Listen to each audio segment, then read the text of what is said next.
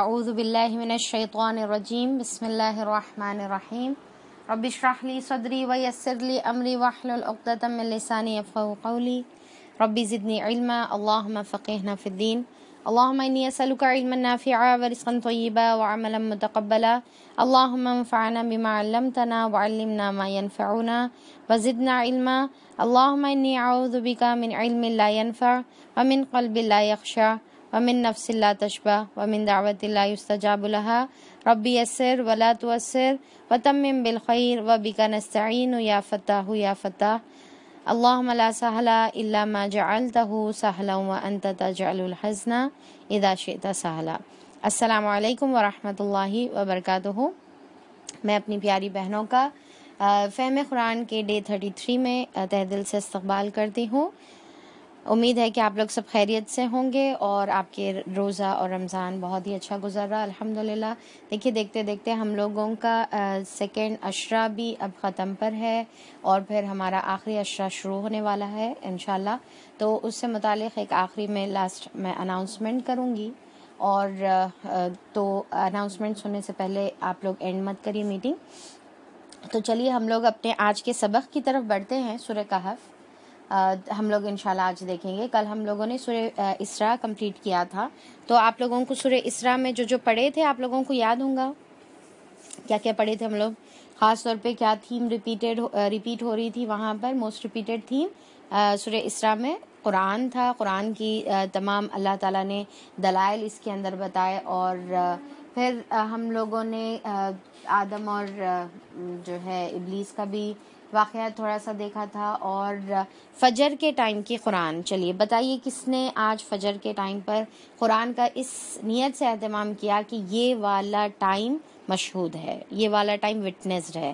دیکھیے کہ قرآن کا جو معاملہ ہے، دیکھیے اللہ تعالیٰ بتا رہے نا کہ یہاں پر وٹنسڈ ہے، یعنی کہ وہ ٹائم پہ مشہود ہے۔ تو کیا مطلب ہے مشہود کا؟ اب آپ سوچ کے دیکھیے کہ فجر کا جو وقت ہوتا ہے وہ یوزولی، اب تو خیر رمضان ہے پر جنرلی آپ بتائیے کہ فجر کا ٹائم تو ایسا ٹائم ہے جہاں پر بہت ہی کم لوگ موجود ہوتے ہیں، بہت ہی کم لوگ دیکھنے والے ہوتے ہیں، الا ماشاءاللہ کوئی اکا دکا آپ کو راستے پر نظر آتا ہے۔ مسجد میں دیکھیے کہ جو نارمل ڈیز میں یا رمضان میں یا پھر جمعہ میں جو مسجد فل رہتی، وہ فجر کے ٹائم پہ صرف ہمارے محلے کے کچھ بڑے ضعیف حضرات جو ہے اپنی کمر جھکاتے جھکاتے مسجد کی طرف آتے ہیں، اور ہمارے نوجوان اس میں غائب رہتے۔ تو ہارڈلی دو یا ایک صف فجر کے ٹائم پہ فل ہوتی، ٹھیک ہے۔ تو یہ سب سے کم اگر دنیاوی اعتبار سے دیکھیں گے تو فجر کا ٹائم ایسا ہے کہ جہاں پر سب سے کم لوگ موجود رہتے ہیں، پر اللہ تعالیٰ بول رہے کہ فجر کے ٹائم جو ہے وٹنسڈ والا ٹائم ہے، وہاں پر کوئی نہیں دیکھنے والا رہا۔ تو کیا ہوا؟ اے میرے بندو، تم جو پڑھ رہے، تمہارے لیے خاص اینجلز آ رہے، خاص فرشتے آ رہے جو تمہارے قرآن کو سن رہے ہیں، تمہارے قرآن کو نوٹ ڈاؤن کر رہے ہیں، تمہارے اعمال لکھ رہے، میرے پاس اس کی رپورٹ پہنچا رہے۔ تو اللہ تعالیٰ یہاں پر بتا رہے کہ کوئی نہیں دیکھنے والا رہا، تو کیا ہوا؟ اللہ تعالیٰ دیکھنے والا ہے۔ تو اسی لیے فجر کے ٹائم پہ ایک تو نماز میں قرآن کی اہتمام کریں گے، اور ساتھ میں جو ہے فجر کے ٹائم پہ جو ہے اپن تلاوت بھی کریں گے۔ چلیے، اور اس کے علاوہ ہم نے پڑھا تھا لا تزر وازرۃ وزر اخری، کہ کوئی بوجھ اٹھانے والا کسی کا بوجھ نہیں اٹھائے گا، اور پھر شیطان کی آواز کے بارے میں بھی ہم لوگ پڑھے تھے کہ شیطان اپنے پورے پیادوں کو چھڑاتا ہے اور اپنی طرف لوگوں کو بلانے کی کوشش کرتا ہے۔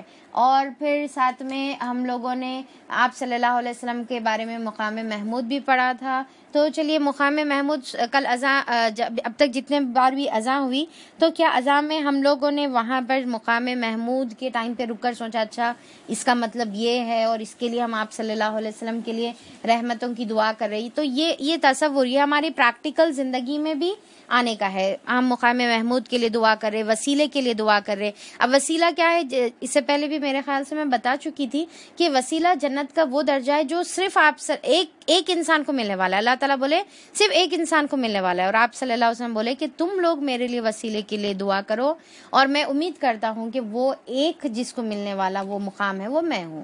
تو ہم اس کے لیے آپ صلی اللہ علیہ وسلم کے لیے دو مقام محمود کے لیے، وسیلہ کے لیے اور فضیلہ کے لیے دعا کرتے ہیں، یعنی کہ اونچی پوزیشن کے لیے جو سفارش آپ صلی اللہ علیہ وسلم قیامت کے دن کریں گے، ٹھیک ہے۔ پھر اس کے بعد ہم لوگ پڑھے تھے قرآن شفا ہے، رحمت ہے، اور جو چیز اس کے اندر سے ایمان والا حاصل کرنا چاہتا ہے تو اللہ تعالیٰ خیر عطا کر دیں، اور کچھ ظالم لوگ ہیں جو قرآن کے ذریعے سے خسارہ پانے والے بن جاتے ہیں۔ اچھا، پھر آخری میں جو 2 قل ہم لوگ پڑھے تھے، ایک قل میں کیا بتایا گیا آیت نمبر 110 میں، ایک قل میں کیا بتایا گیا کہ چاہے تم اللہ تعالیٰ کو اللہ کہہ کر پکارو یا رحمان کہہ کر پکارو، سارے نام اللہ تعالیٰ کے اچھے ہی اچھے ہیں۔ تو ایک تو ہم کو کیا کرنے کا ہے کہ نام کو دیکھیے کہ جب ہم پکار رہے، خاص طور پہ اللہ تعالیٰ کا جب ہم نام پکار رہے تو ہم وہ تصور کے ساتھ پکارنا ہے۔ رحمان تو مطلب کیا ہے رحمان کا، رحیم تو مطلب کیا ہے رحیم کا، یہ تصور کے ساتھ ہم کو پکارنے کا ہے۔ اور اللہ تعالیٰ بول رہے کہ زور سے بولو یا آہستہ بولو، اللہ تعالیٰ کو سب باتیں سنے آتی، تو ہم کو کیا ہے درمیانہ طریقے سے آواز کو بلند کرنے کا ہے نمازوں کے دوران یا ہم دعاؤں کے دوران، ٹھیک ہے۔ پھر سیکنڈ قل میں جو آیت نمبر 111 میں ہے، اس میں کیا بتایا اللہ تعالیٰ کہ قل الحمدللہ، کہ کہہ دو اللہ تعالیٰ کا شکر ہے، اللہ کی ہی تعریف ہے اور اللہ کا شکر ہے۔ اور یہ قل کے اوپر ہمارا سورہ کہف شروع ہو رہا، ٹھیک ہے۔ آیت نمبر 111 میں کیا بتایا گیا، دیکھیے اگر سامنے ٹیکسٹ ہے تو دیکھ سکتے ہیں آپ۔ 11 میں کیا بتایا گیا، 111 میں وَقُلِ الْحَمْدُلِلَّہ، کہ کہہ دو الحمدللہ۔ اب یہاں پر سورہ کہف الحمدللہ الذی سے سٹارٹ ہونے والا ہے، تو یہ گویا ایسا ہے کہ اسی کا کنٹینیوشن، بنی اسرائیل کا جو ہے کنٹینیوشن میں اللہ تعالیٰ یہ سورہ کہف بھی ہم کو عطا کرے ہوئے۔ اور یہ آخری کی اگر آیت ہم غور کریں گے 111، تو یہ گویا ایسا ہے کہ مطلب اس کی اور سورہ اخلاص میں آپ کو کافی سملیرٹیز دکھیں گے، کافی مماثلت ہے۔ جیسا ترجمہ دیکھیں کہ اور کہو تعریف ہے اس خدا کے لیے جس نے کسی کو بیٹا نہیں بنایا، لم یلد ولم یولد، ہم پڑھتے ہیں نا سورہ اخلاص میں بھی ہم پڑھتے ہیں، تو جس نے کسی کو بیٹا نہیں بنایا اس کی تعریف ہے، اور پھر نہ اس کی بادشاہی میں کوئی شریک ہے۔ تو اللہ تعالیٰ دیکھیے کہ ہم سورہ اخلاص میں بھی ہم پڑھتے ہیں ولم یکن لہ کفوا احد، اس کی کوئی برابری میں کوئی شریک نہیں ہے، اور وہ صمد ہے، وہ بے نیاز ہے۔ تو یہاں پر بھی ویسی آ گئی آیت، اور نہ اس کی بادشاہی میں کوئی شریک ہے، اور نہ وہ عاجز ہے کہ کوئی اس کا پشتبان ہو، اس کو سپورٹ کرنے والا ہو، یا اس کا کوئی ولی ہو اس کی کمزوری کی وجہ۔ ذل کا مطلب کیا ہے، کمزوری کو کہتے ہیں، ذل کمزوری کو کہتے ہیں۔ تو اب یہاں پر اس کی وہ کمزور ہے ہی نہیں، اسی لیے اس کو کوئی ولی کی ضرورت ہی نہیں ہے، کوئی سپورٹر، کوئی پشتبان کی جو ہے اس کو ضرورت نہیں ہے۔ اور آخری میں کیا بتایا گیا، وَكَبِّرْهُ تَكْبِيرًا، اور اس کی بڑائی بیان کرو۔ اب یہاں پر دیکھیے کہ اللہ تعالیٰ کی بڑائی بیان کرو، یعنی کہ تم بڑائی بیان کریں گے تو اللہ تعالیٰ بڑے ہوں گے؟ نہیں، اللہ تعالیٰ تو آلریڈی بڑے ہیں، اللہ تعالیٰ تو آلریڈی اکبر ہیں، اللہ تعالیٰ اس کے اندر کوئی شک نہیں ہے۔ یہاں پر یہ بتایا جا رہا ہے کہ تم بڑائی بیان کرو کا مطلب یہ ہے کہ تم اللہ تعالیٰ کو بڑا مانو، تم اللہ تعالیٰ کو بڑا کرو اپنے تمام جو ہے زندگی میں، یعنی کہ اللہ تعالیٰ میری یہ خواہشات سے بڑے آپ ہے، میری یہ مال کی محبت سے بڑے آپ ہے، میری یہ دنیا کی مصروفیت سے بڑے اللہ تعالیٰ آپ ہے۔ میں آپ کے لیے کبھی بھی یہ نہیں بولوں گی کہ اللہ تعالیٰ میرے پاس ٹائم نہیں ہے، ٹھیک ہے، میرے پاس ٹائم نہیں ہے اللہ تعالیٰ، میں مصروف ہوں، میرے اوپر ذمہ داریاں ہیں۔ تو اللہ تعالیٰ وہ تمام ذمہ داریوں سے بڑے آپ ہے، تمام مصروفیت سے بڑے آپ ہے، میری جاب سے بڑھ کر آپ ہے، میرے کالج سے بڑھ کر، میری پڑھائی سے بڑھ کر آپ ہے، یعنی کہ فرسٹ پرائیورٹی پہ آپ آئیں گے، اس کے بعد میں دنیا کی چیزیں کروں گی۔ تو یہ ہے تکبیرہ کا مطلب کیا ہے، وَكَبِّرْهُ، یہاں پر بول رہے کہ اور بڑائی بیان کرو، مطلب یہ ہے کہ تم بڑا مانو اللہ تعالیٰ کو، ٹھیک ہے۔ تو یہاں پر یہ والی آیت پر قُلِ الْحَمْدُ للہ پر ہم یہاں پر ختم کر کے اب یہاں پر ہم سورہ کہف میں اسی کے ساتھ انشاءاللہ شروع کریں گے۔ تو سورہ کہف میں فرسٹ آیت کیا ہے، بسم اللہ الرحمن الرحیم، الحمد للہ الذی انزل علی عبده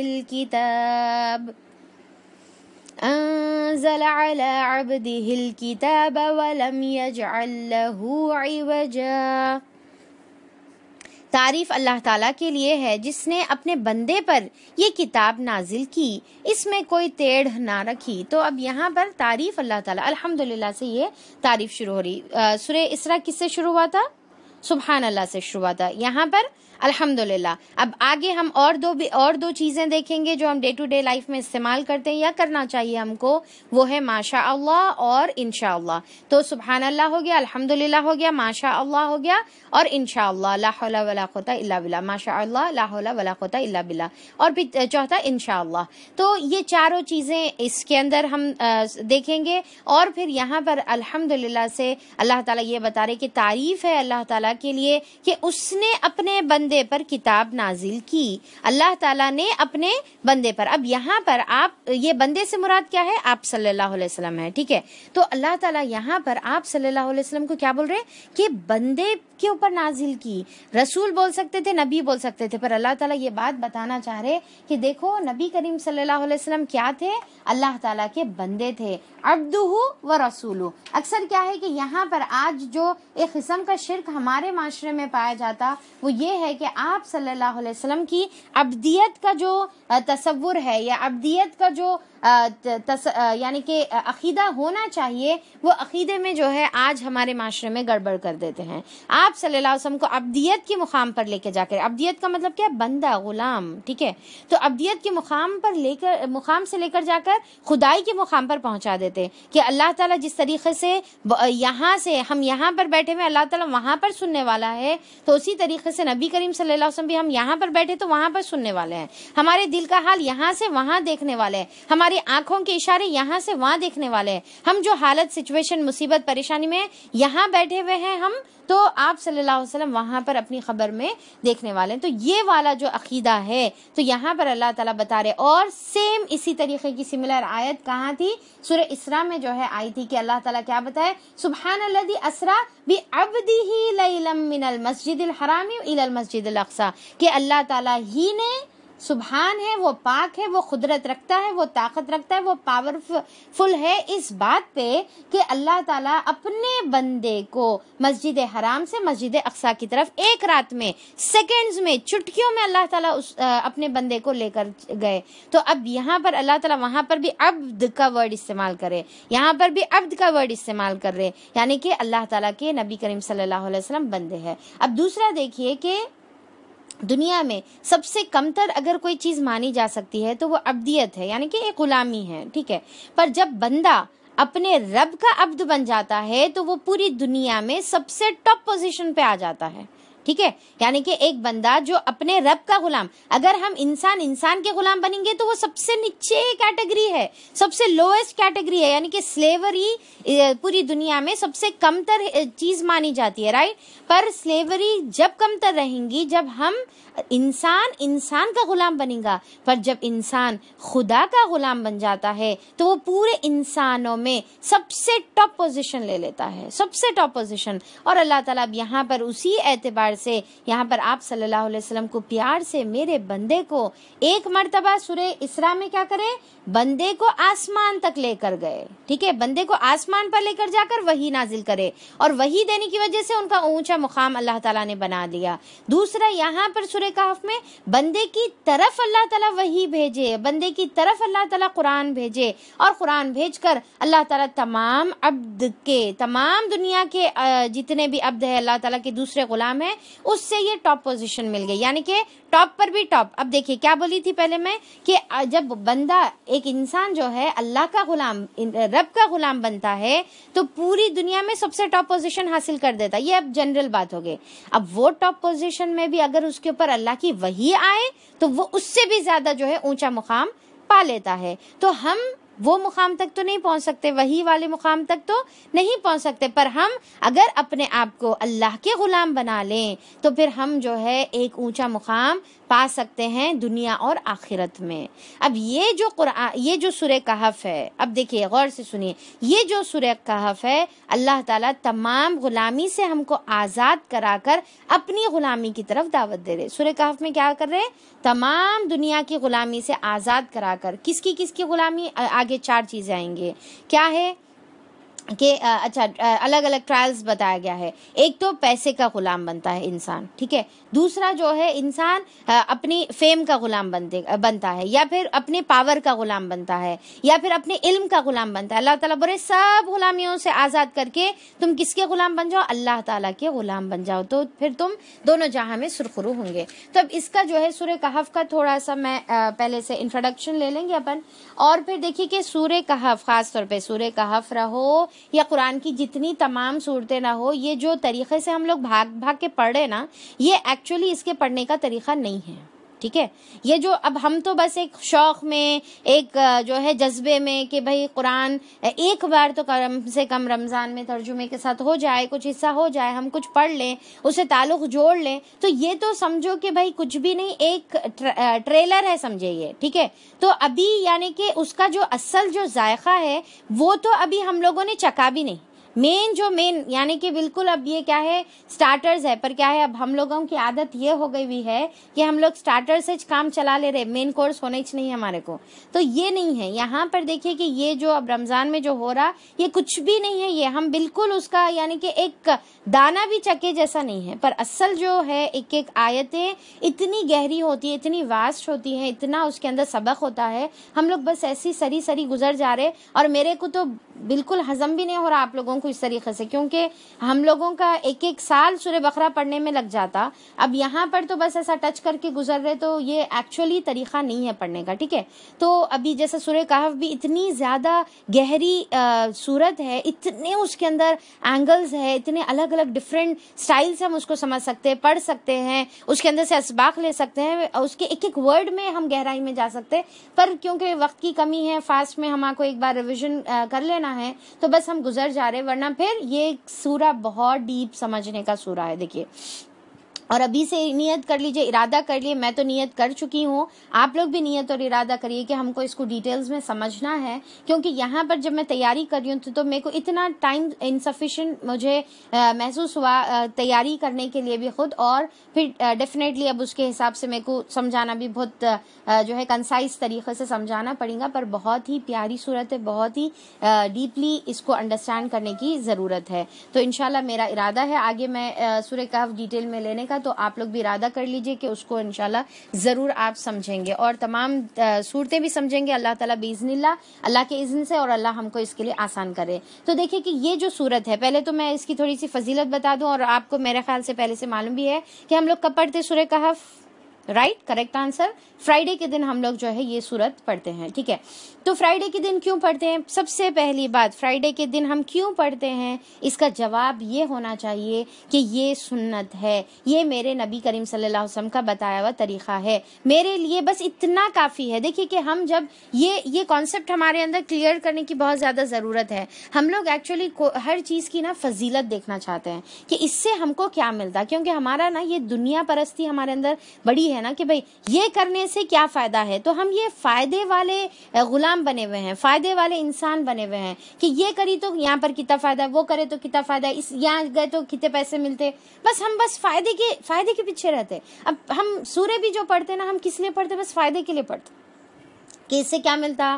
اچھا بھائی یہ پڑھنے سے رزق میں برکت آ جاتی, چلو اس کو پکڑ لیتے, یہ پڑھنے سے ایسا ہو جاتا, ہاں اس کو پکڑ لیتے, ٹھیک ہے. تو بس ہم اس کے غلام بنے ہوئے ہیں. تو یہاں پر دیکھیے کہ سب سے پہلا ہمارا کوئی بھی عمل کا جواب کیا ہونا چاہیے, کہ ہم یہ عمل اسی لیے کرتے ہیں کہ یہ میرے حبیب, یہ میرے پیارے رسول, یہ میرے پیارے نبی کا جو ہے طریقہ تھا, آپ صلی اللہ علیہ وسلم یہ کرتے تھے. اس کے علاوہ کوئی لاجیکل ریزن مجھے دکھو یا نہیں دکھو, میں یہ کرنے والی ہوں, بس میرے لیے یہ کافی ہے, ٹھیک ہے. ہم جیسا بیٹھ کر پانی پیتے ہیں, سیدھے ہاتھ سے کھانا کھاتے ہیں, ہم مسواک کرتے ہیں, ہم جو ہے روزمرہ کی جو سنتیں اپناتے ہیں, کیوں کر رہی ہوں میں, کیونکہ یہ نبی کا طریقہ ہے. اس کے لیے یہ میرے کو ریزنز دینے کی ضرورت نہیں ہے کہ پانی جو ہے بیٹھ کے پیے نا تو کڈنی پرابلمز نہیں ہوتے, یا پھر جو ہے آپ کو گھٹنے کا پرابلم نہیں ہوتا, یا آپ کو ڈائجیشن صحیح ہوتا. یہ ریزنز کی میرے کو ضرورت نہیں ہے، میرے کو بس اتنا کافی ہے کہ میرے نبی یہ کرتے تھے، اور ڈیفینیٹلی میرے نبی جو کرتے تھے میرے اللہ تعالیٰ کی طرف سے ان کو حکم ہوتا تھا، تو اس کے اندر ڈیفینیٹلی میرے لیے دونوں جہاں کی کامیابی ہے. ہمارے لیے بس یہ عقیدہ کافی ہے، ہمارے لیے یہ بس ریزن کافی ہے. تو پہلا ریزن کیا ہے، ہم کیوں پڑھتے ہیں سورہ کہف فرائیڈے کے دن؟ کیونکہ یہ میرے نبی کریم صلی اللہ علیہ وسلم پڑھتے تھے، تو اسی لیے میں یہ پڑھتی ہوں، یہ ہمارا رہنا ہے. اس کے علاوہ ایک ایکسٹرا بونس بینیفٹ آپ صلی اللہ علیہ وسلم وہ بھی دے دیے. کیا ہے کہ آپ صلی اللہ علیہ وسلم نے فرمایا کہ سورہ کہف جو ہے نور دینے والی سورت ہے، یعنی کہ جس نے بھی سورہ کہف ایسا پڑھا جیسا کہ وہ نازل ہوئی ہے، تو اس کے لیے اس کی اقامت کی جگہ سے مکہ کے ڈسٹینس تک قیامت کے دن اللہ تعالیٰ وہ تمام جگہ کو نور سے بھر دیں گے، یعنی کہ اس کے لیے نور رہے گا. اور دوسری روایتوں میں آتا ہے، میں مفہوم بتاتے جاتی ہوں صرف، کہ ایک فرائیڈے سے دوسرے فرائیڈے تک اللہ تعالیٰ اس کے لیے نور جو ہے حائل کر دیتے ہیں. جو اس کی نور کا مطلب کیا ہے کہ ایک تو بلیسنگز ہے، دوسرا پرابلم سے نجات کا ذریعہ بنے گا، تیسرا کیا ہے کہ اس کو جو ہے گائیڈنس کا ذریعہ بنے گا، یعنی کہ یہ سورہ اس کو گائیڈ کرے گی، اس کو ہولڈ کر کے رکھے گی، اس کو ایمان پر ثابت قدم رکھے گی، اس کو گرنے یا ڈگمگانے یا پھر جو ہے اگر اس دوران اس کا انتقال ہو گیا تو وہ ایمان کی ثابت قدمی کے ساتھ جائے گا. یہ تمام اس کے جو ہے کنکلوژنز ہے. ٹھیک ہے، تو اب یہاں پر اس اور پر کیا ہے شرط، اس کو کیسا پڑھنا ہے، جیسا وہ نازل ہوئی ہے. مطلب کیا ہے کہ اس کو اہتمام سے، اس کو جلدی جلدی بھاگ کے بغیر تجوید کے پڑھ لینا نہیں ہے، بلکہ اہتمام سے اس کو پڑھنا ہے. اور سب سے امپورٹنٹ یہ ہے کہ اس کو سمجھنا امپورٹنٹ ہے، تبھی وہ ہمارے کو استقامت دے گی، ہمارا ایمان اسٹرانگ ہوگا، ہدایت کا سورس بنے گا. اور پھر کیا ہے کہ اس دوران جیسا آپ صلی اللہ علیہ وسلم نے فرمایا کہ اس دوران اگر دجال نکل آئے تو پھر وہ دجال اس کو نقصان نہیں پہنچا سکے گا. اب دجال کیا ہے، اس کے بارے میں تو ہر ایک چھوٹا بچہ بھی ہمارے پاس جانتا ہے کہ قیامت کی نشانیوں میں سے ایک نشانی ہے کہ اس کا فتنہ، اس کا آزمائش بہت ہی ڈینجر اور خطرناک رہنے والی ہے، کیونکہ انہیں ایک ہاتھ میں جنت اور جہنم، ایک ہاتھ میں جہنم لے گا، حالانکہ وہ اپوزٹ رہے گا. جو جنت والا حصہ ہے وہ جہنم کا رہے گا، اور جہنم والا حصہ وہ جنت کا رہے گا. مطلب کیا ہے کہ اس کے جو باتیں رہیں گے فریب والے باتیں رہیں گے، یعنی کہ جو بھی انہیں اچھائی بیان کرے گا وہ ایکچولی نقصان والی چیز رہے گی. ٹھیک ہے، تو اس کا ایکچولی ایک جو ہے اس طریقے سے پکچرائز کر کے بتایا گیا ہے. مطلب ایکچولی یہ ہے کہ اس کا جو بھی فریب رہیں گا، جو بھی اس کی باتیں رہیں گی، وہ دھوکہ دینے والی باتیں رہیں گی، اور لوگ اس کی دھوکے میں آئیں گے، لوگ اس کے فتنے میں آئیں گے. ٹھیک ہے، تو اس کے بچانے کے لیے اللہ تعالیٰ نے یہ سورت دی ہوئی ہے. تو اب یہ سورت جو ہے نا ایسا ٹر پڑھ لینے سے جو ہے وہ سورت کا فائدہ نہیں ہوتا، اس کو سمجھنا ضروری ہے، اس کا مفہوم کو جانا ضروری ہے، اس کے اندر گہرائی میں جانا ضروری ہے، اسے کیا سبق مل رہا وہ لے کر اس کے اوپر عمل کریں گے تو دجال کے فتنے سے بچیں گے. ایسا نہیں کہ بس پڑھ لینے سے، ہاں پڑھنے سے بھی بینیفٹ ڈیفینیٹلی ملے گا، پر اس کا عمل جو ہے پڑھنا زیادہ ضروری ہے. ٹھیک ہے، اچھا، پھر اس کے علاوہ اس کی فضیلت جو ہے شروع کے 10 آیتوں اور آخری کے 10 آیتوں کی بھی ملتی ہے کہ آپ صلی اللہ علیہ وسلم نے فرمایا کہ جس نے بھی ابتدائی 10 آیتیں یاد کر لی وہ شیطان کے دجال کے فتنے سے محفوظ رہے گا. اور کچھ روایتوں میں جو میں روایت جو کوٹ کری تھی حدیث، تو اس میں یہ ہے کہ اگر کوئی 10 آیتیں یاد کر لے یا پڑھ لے تو اس کو دجال اگر نکل آئے تو وہ اس کو نقصان نہیں پہنچائے گا. تو اب دیکھیے کہ شروع کی 10 آیتیں امپورٹنٹ ہے، آخری کے 10 آیتیں امپورٹنٹ ہے، اور پوری صورت بھی جو ہے پوری کمپلیٹ صورت بھی امپورٹنٹ ہے. تو ہم کو چاہیے کہ یہ پورے کا اہتمام کریں گے. اب یہاں پر میں بیسک بیبی سٹیپس آپ کو بتاتی ہوں کہ پہلے بھائی اگر آپ بالکل بگنر ہے اور پھر آپ کا جو ہے سر صرف سورہ کہف کی لینتھ دیکھ کے آپ کا چکرا رہا اور کتنے پاروں پہ مشتمل ہے، 3/4 ہے یا ہاف ہے یا جو بھی ہے، تو ہم اس کو ہی دیکھتے، پیجز پلٹاتے، گنتے بیٹھتے اور پھر اتنی لمبی ہے بلکہ شروع ہی نہیں کرتے. ٹھیک ہے، تو آپ یہ کریے کہ بیسک سٹیپ، فرسٹ آپ کا بیبی سٹیپ یہ رہنا ہے کہ آپ اس کی 10 شروع کی ایوری فرائیڈے 10 آیتیں آپ پڑھنا شروع کر دیں گے. اس کے بعد پھر آخری 10 آیتیں پڑھیں گے، یعنی کہ ایک آپ جب فیملیئر ہو جائیں 10 سے تو آخری 10 پڑھیں گے. پھر آپ یہ دونوں 20 آیتیں جب آپ کے لیے اچھا سے آپ کو عادت ہو جائے اس کی، تو پھر آپ آہستہ آہستہ ایک ایک رکوع بڑھاتے جائیے. پر آپ کوشش کریے اس کا کچھ نہ کچھ حصہ فرائیڈے کے دن ہم ضرور پڑھیں تاکہ ہم اس کی برکات سے فیضیاب ہو، اور آہستہ آہستہ کریں، اور جس کی تلاوت پھر دیکھیں گے کہ آپ پھر میں آپ کا جو ہے سورہ کہف انشاءاللہ ختم ہو جائیں گا. اچھا چلیے، پھر اس کے بعد کیا ہے کہ یہ دیکھ چکے ہیں کہ یہ بنی اسرائیل سورہ اسراء کی جوڑی ہے، اور کافی اس کے اندر سملیرٹیز ہم بنی اسرائیل کے ٹائم پہ دیکھے تھے. تو پھر اس کے بعد ہم جو جنرل اس کا ڈویژن ہے، وہ جنرل ڈویژن 4 حصوں میں اس کو ڈیوائڈ کیا گیا ہے. یہ جنرل ڈویژن ہے. پھر اس کے بعد میں آپ کو اپنا میرا ڈویژن آپ کو بتاتی ہوں جو میں اپنے استاد سے سیکھی. تو ایک تو جنرل ڈویژن اس کا یہ ہے کہ یہ 4 جو ہے اسٹوریز میں ڈیوائیڈڈ ہے، 4 ٹرائلز میں ڈیوائیڈڈ ہے، یا 4 فتنوں میں جو ہے ڈیوائیڈڈ ہے، 4 آزمائشوں میں یہ ڈیوائیڈڈ ہے. دیکھیے کہ فتنہ ایکچولی عربک میں فتنہ کہتے ہیں، اردو میں اس کو آزمائش کہتے ہیں. تو فتنہ بولے تو ہم نیگیٹو سینس میں لیتے ہیں، فتنہ ایکچولی فتنہ سے جس کو ٹرائل کہتے ہیں، ٹرائل یا آزمائش کہتے ہیں. تو ٹرائل، فتنہ، آزمائش تینوں ایک ہی چیز ہے. تو یہ سورے میں 4 فتنوں کے بارے میں یا آزمائشوں کے بارے میں بتایا گیا. پہلا واقعہ اصحاب کہف کا ہے، جو ایمان سے آزمائے گئے. ٹھیک ہے، فرسٹ واقعہ کس کا ہے؟ اصحاب کہف کا ہے، جو ایمان کی وجہ سے آزمائے گئے. سیکنڈ واقعہ 2 گارڈن کے جو ہے ایک گارڈن کے انسان کا ہے جس کے 2 گارڈنز تھے. ٹھیک ہے، ایک انسان جس کے 2 گارڈنز تھے، اس کا اللہ تعالیٰ مثال دے رہے، جو 2 اصحاب تھے، 2 کمپینین، 2 دوست تھے. تو اس کا اللہ تعالیٰ اگزامپل دے رہے جو ویلتھ کے لیے جو ہے آزمایا گیا تھا.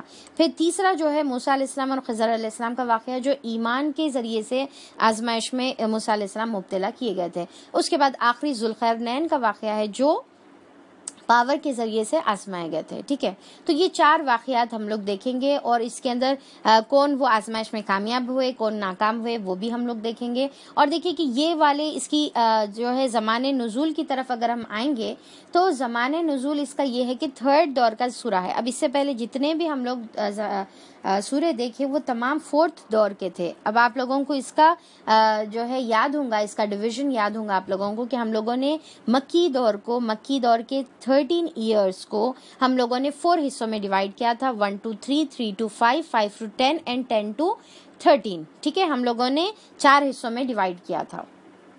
اچھا، 4 حصوں میں ڈیوائیڈ کرے تھے. اور پھر فرسٹ سیکنڈ کے بعد اب یہ جو ہے سورہ کہف 3rd دور کا سورت ہے. ٹھیک ہے، اب تک ہم جو دیکھیں پورے آلموسٹ پورے جو ہے 4th دور کے تھے، جو 10 سے 13 نبوی کے درمیان کے صورتیں تھے. ٹھیک ہے، اب یہاں پر یہ جو سورہ ہے سورہ کہف، یہ 3رے دور کا سورت ہے. کہاں کا ہے، کب کا ہے؟ یہ 3رے دور کی سورت ہے. ٹھیک ہے، اور 3را دور کی جو ایئرز ہے وہ کیا ہے؟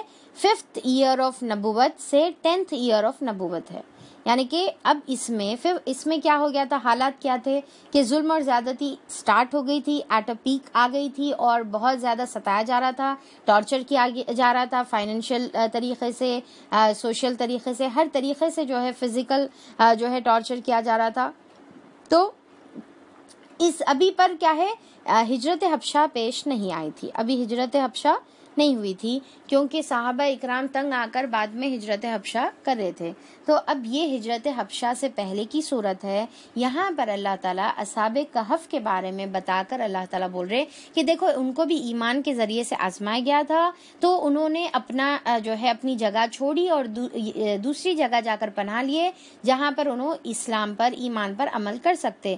تو پھر اب یہ اشارہ تھا صحابہ اکرام کے لیے کہ اب تم بھی جو ہے ایسی جگہ پر جاؤ جہاں پر تم اپنے ایمان پر عمل کر سکتے ہو. ٹھیک ہے، یہاں تک کلیئر ہے آپ لوگوں کے لیے؟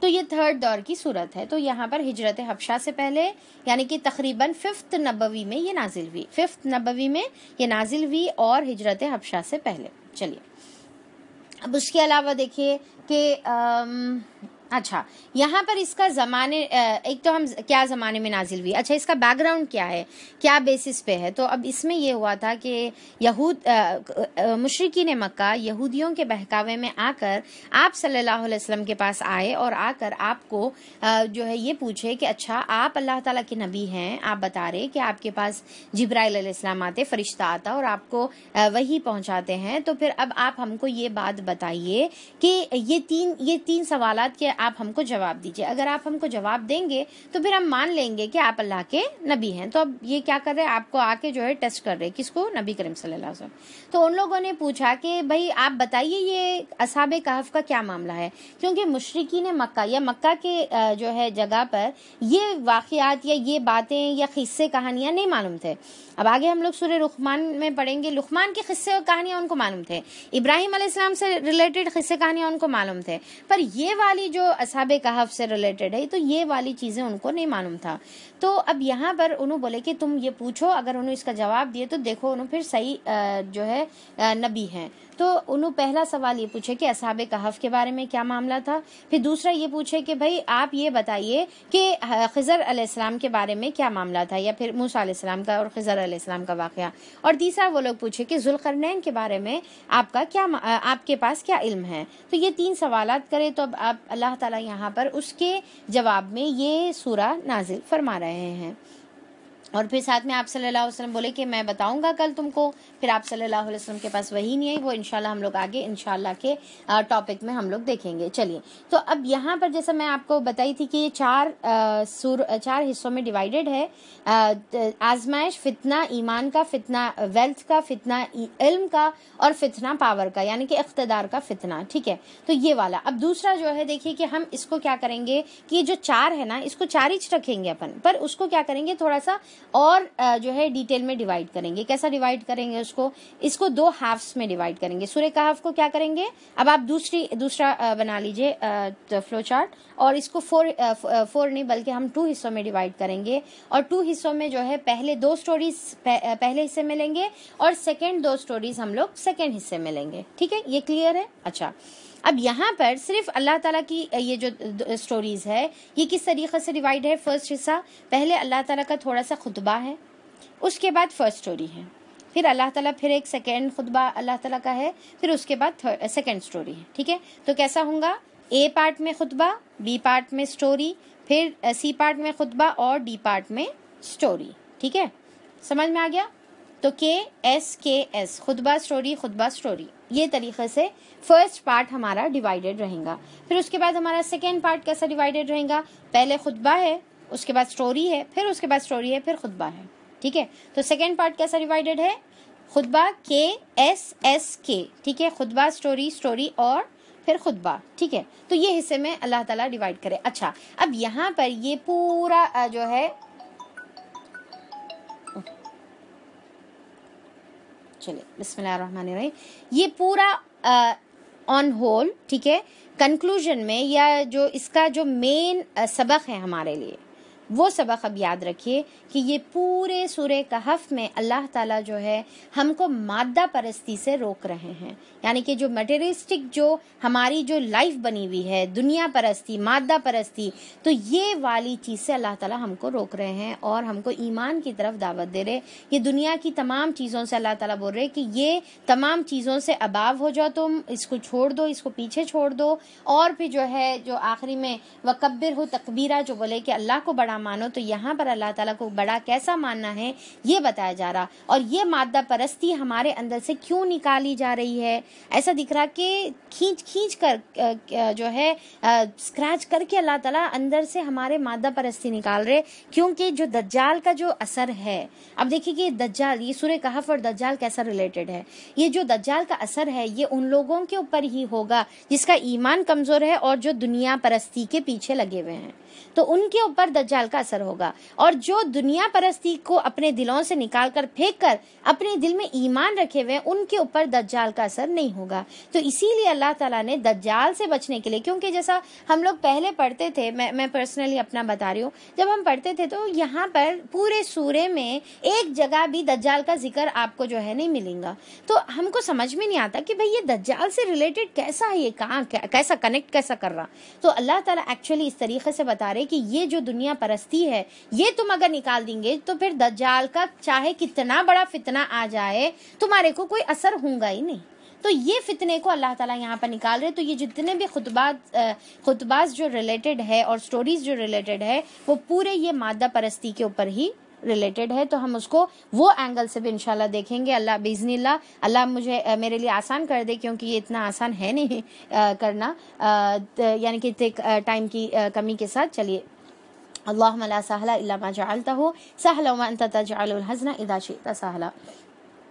بسم اللہ الرحمن الرحیم. اللہ تعالیٰ کی حمد کے ساتھ یہ جو ہے سورہ سٹارٹ ہو رہا ہے. اللہ تعالیٰ کی تعریف ہے، اللہ کی حمد ہے، اللہ تعالیٰ کی جو ہے شکر ہے جس نے اپنے بندے پر یہ کتاب نازل کی. یعنی کہ شکر بھی ہے اللہ تعالیٰ کا کہ ہماری گائیڈنس کے لیے، ہمارے کو فتنوں سے بچانے کے لیے، ہمارے کو آخرت کی کامیابی کے لیے اللہ تعالیٰ نے یہ کتاب ہم پر نازل فرمائی، جس کے اندر کوئی ٹیڑھ نہیں ہے، کوئی عوج نہیں ہے، اس کے اندر کوئی یعنی کہ جو ٹیڑھ اس کے اندر آپ کو نہیں ملے گی. ٹھیک ٹھیک سیدھی بات کہنے والی کتاب ہے، سیدھی صحیح بات جس کے اندر آپ کو کوئی ڈاؤٹ نہیں ملیں گا، یعنی کہ یہ کیسا ہے بھائی، یہ تو بات سمجھ میں نہیں آ رہی، نہیں، بلکہ سیدھی صاف بات ہے. ایک دیہاتی ہے، ایک ان ایجوکیٹڈ پرسن ہے، ایک لیمن ہے، اس کو بھی بات سمجھ میں آئے گی. ایک بڑا سا بڑا انٹلیکچوئل اور اسکالر ہے، یا پھر جو سائنٹسٹ ہے، یا کوئی بھی اونچے درجے کا جو ہے انسان ہے، اس کو بھی یہ بات سمجھ میں آئے گی، تاکہ وہ لوگ کو خدائی کے سخت عذاب سے خبردار کر دے. کس لیے نازل ہوئی ہے؟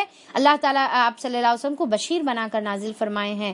تو اللہ تعالیٰ بول رہے کہ تاکہ جو ہے بشیر اور نذیر، سخت عذاب، سوری یہاں پر جو ہے نذیر کا مطلب آئے گا عذاب سے جو ہے ڈرانے کے بارے میں. تو اللہ تعالیٰ بول رہے کہ جو اور ایمان لانے والوں کو عمل کرنے اور نیک عمل کرنے والوں کو خوشخبری سنا دے. یعنی کہ اب یہاں پر آپ صلی اللہ علیہ وسلم کو بشیر کہ خوشخبری بشارت دینے کے لیے اللہ تعالیٰ یہ کتاب بھی بشیر اور نذیر ہے، اور آپ صلی اللہ علیہ وسلم بھی بشیر اور نذیر ہیں کہ ان کے لیے اچھا اجر ہے جس میں وہ ہمیشہ رہیں گے.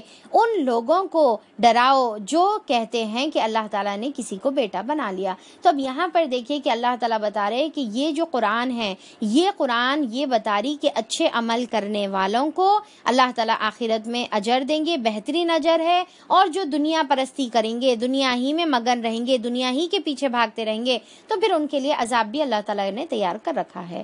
اب یہاں پر اللہ تعالیٰ جو ہے بتا رہے کہ کچھ لوگ کہتے ہیں کہ کیا نعوذ باللہ اللہ تعالیٰ نے بیٹا بنا لیا ہے. اس بات کا نہ انہیں کوئی علم ہے، نہ ان کے باپ دادا کو کوئی علم تھا. بڑی بات ہے جو ان کے منہ سے یہ نکالتے ہیں، وہ محض جھوٹ بکتے ہیں. اب دیکھیں کہ یہ جو اصحاب کہف کا جو واقعہ آ رہا، یہ ایکچولی وہ زمانے کے یہ لوگ عیسائی تھے، ٹھیک ہے، یعنی کہ کرسچنز تھے. اور کرسچنز کا غلط عقیدہ کیا ہے کہ اللہ تعالیٰ کا بیٹا ہے، اور صحیح عقیدہ کرسچنز کا کیا تھا؟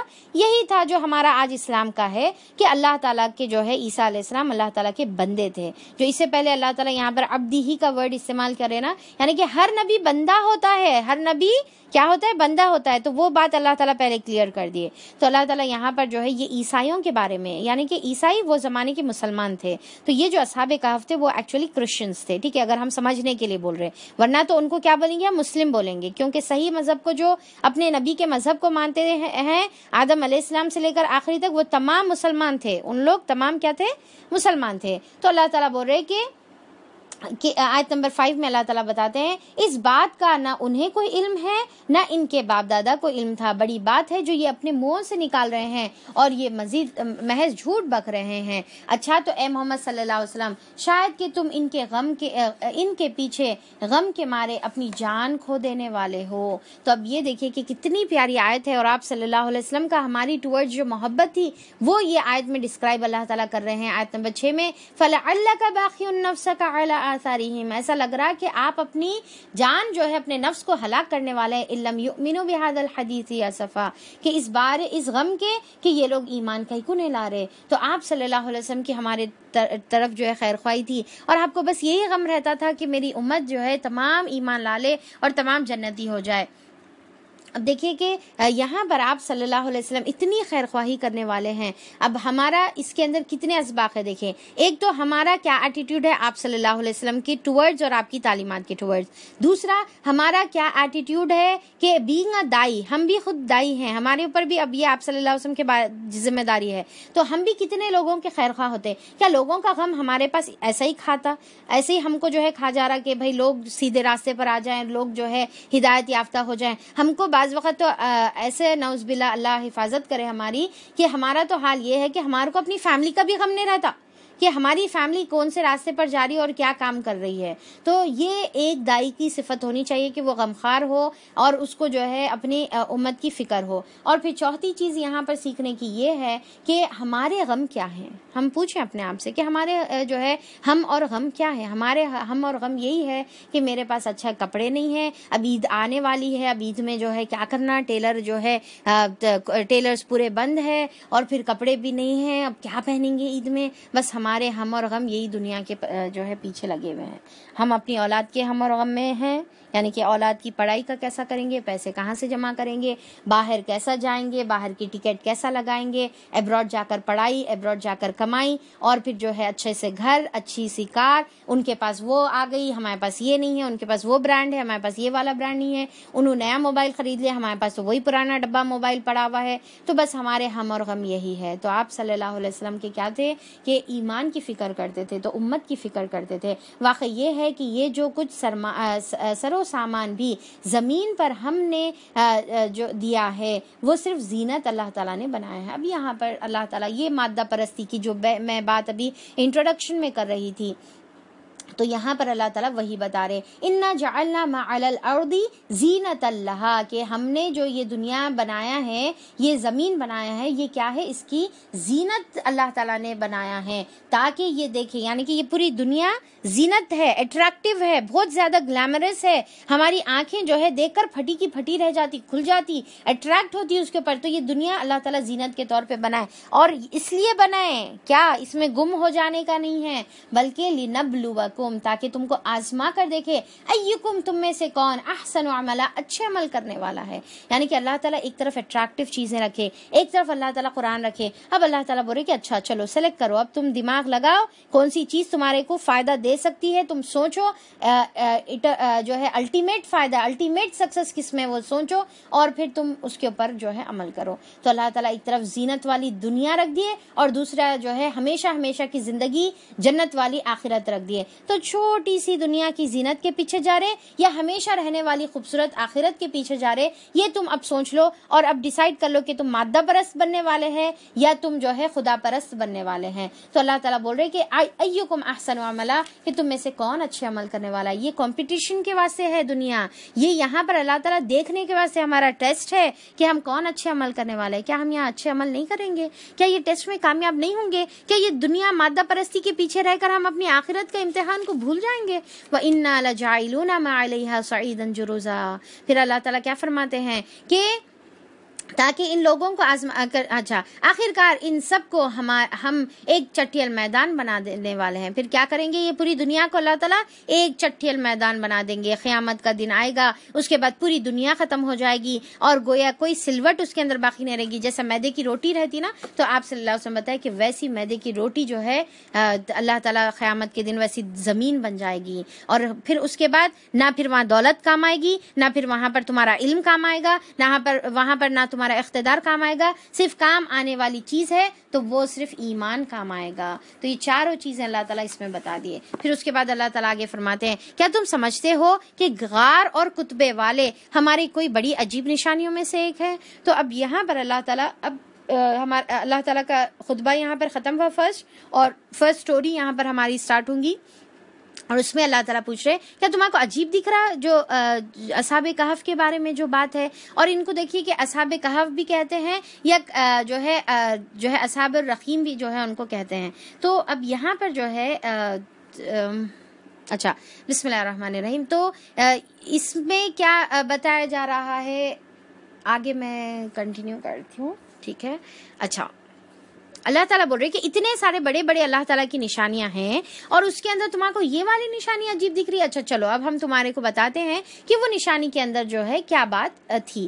تو جب وہ چند نوجوان غار میں پناہ گزیر ہوئے, تو یہ کیا ہے, اب اللہ تعالیٰ یہاں پر سٹوری سٹارٹ کرے. اور سٹوری کا فرسٹ سین کیا بتا رہے اللہ تعالیٰ, کہ ڈائریکٹ جو ہے فرسٹ سین اللہ تعالیٰ بتا رہے کہ چند نوجوان تھے جو غار میں پناہ لیے. سیدھا جو ہے سٹوری کا فرسٹ سین کیا رہا, غار میں پناہ لینے والا جو ہے فرسٹ سین یہاں پر بتایا جا رہا ہے. اب دیکھیے کہ یہ اللہ تعالیٰ یہاں پر اس کے سٹوری میں ہم لوگ جو ہے یہ بات جو ہے دیکھیں گے کہ اس کے اندر بہت زیادہ ڈیٹیلز نہیں بتائی جائے گی, بلکہ بریف اور شارٹ میں بتایا جائے گا, اور اللہ تعالیٰ صرف اتنی باتیں بتائیں گے جتنا ضروری ہے, اور ساتھ میں اس بات پہ تنبیہ بھی اللہ تعالیٰ کر رہے کہ اننیسیسری کے ڈیٹیلز میں جو انسان کھوج میں جاتا ہے وہ کتنا یعنی کہ بیکار کام میں جو ہے وہ انسان لگ جاتا ہے. تو اللہ تعالیٰ پہلا کیا بتا رہے کہ چند نوجوان تھے. تو اب دیکھیں کہ یہ نوجوان سے شروع ہو رہا.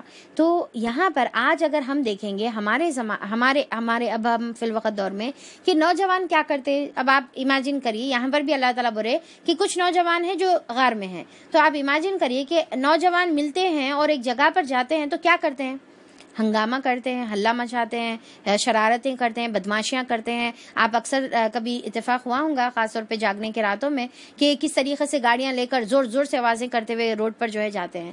تو نوجوان کا جو ہے ایک جو امیج آتی ہے وہ کیا آتی ہے کہ بس آزاد زندگی اور بے فکری کی جو ہے زندگی گزارنے والے جو ہے ایک امیجنیشن میں آتے ہیں. اب یہاں پر اللہ تعالیٰ دیکھے کہ وہ نوجوان کا ذکر کر کے اللہ تعالیٰ ہمارے امیجنیشن میں وہ کیا چیز لا رہے کہ وہ نوجوان کیسے تھے, یعنی کہ ان کی زندگی کا وہ جو عروج کا جو زمانہ تھا جہاں پر ایموشنز پیک پر ہوتے ہیں, وہ ٹائم پر انہوں کیا کر رہے تھے, وہ اللہ تعالیٰ یہاں پر ہم کو بتا رہے کہ وہ چند نوجوان تھے جو غار میں پناہ لیے اور انہوں نے کہا اے پروردگار ہم کو اپنی رحمت خاص سے نوازے. تو یہاں پر ایک ربنا کی دعا ہے, ربنا آتینا من لدنک رحمہ, کہ اپنے پاس سے خاص رحمت اللہ تعالیٰ تو عنایت فرما, وہیئ لنا من امرنا رشدا, اور ہمارے معاملے میں تو درست فیصلہ کر, ہم کو رشد اور ہدایت دے, ہم کو سیدھا راستہ جو ہے ہمارے معاملے میں تو ہم کو بتا. تو ہم نے انہیں اسی غار میں تھپک کر سال کے لیے گہری نیند سلا دیا, پھر ہم نے انہیں اٹھایا. تو اب اللہ تعالیٰ یہاں پر دیکھیں کہ یہ جو واقعہ ہے یہ آپ صلی اللہ علیہ وسلم کے مبعوث ہونے سے پہلے کے کچھ سالوں پہلے کا واقعہ ہے, 100 سال یا اس سے پہلے کا کچھ واقعہ ہے. یہ لوگ کرسچنز تھے, جیسا آپ صلی اللہ علیہ وسلم اور جو ہے عیسیٰ علیہ السلام کے درمیان بتایا جاتا ہے 600 ایئرس کا فاصلہ تھا.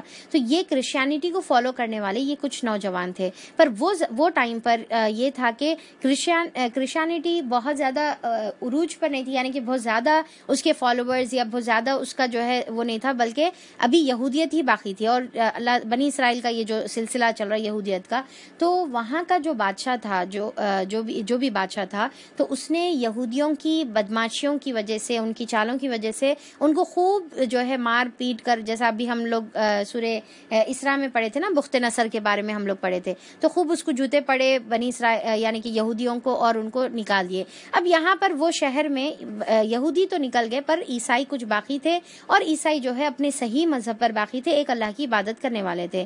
تو اس کے جو ہے بتایا جاتا ہے یہ بادشاہ دقیانوس کوئی نام تھا اس کا, تو دقیانوس بادشاہ تھا. تو وہ کیا کہ یہاں پر وہ جو بادشاہ تھا انہیں جب یہودیوں کو نکال دیا تو عیسائیوں کو بھی یہ بولا کہ دیکھو تم جو ہمارا جو مذہب ہے, یعنی کہ اس کا مذہب کیا تھا, مشرک تھا وہ, اور بتوں کی عبادت کرنا اور آگ کی عبادت کرنا جو بھی ہے مشرک تھا. تو اس نے یہ کہا کہ جو بھی ایک اللہ کو ماننے والے ہیں ان کو اب ہم جو ہے کڑی سی کڑی سزا دیں گے, اور اس کا جو ہے اعلان کر دیا گیا.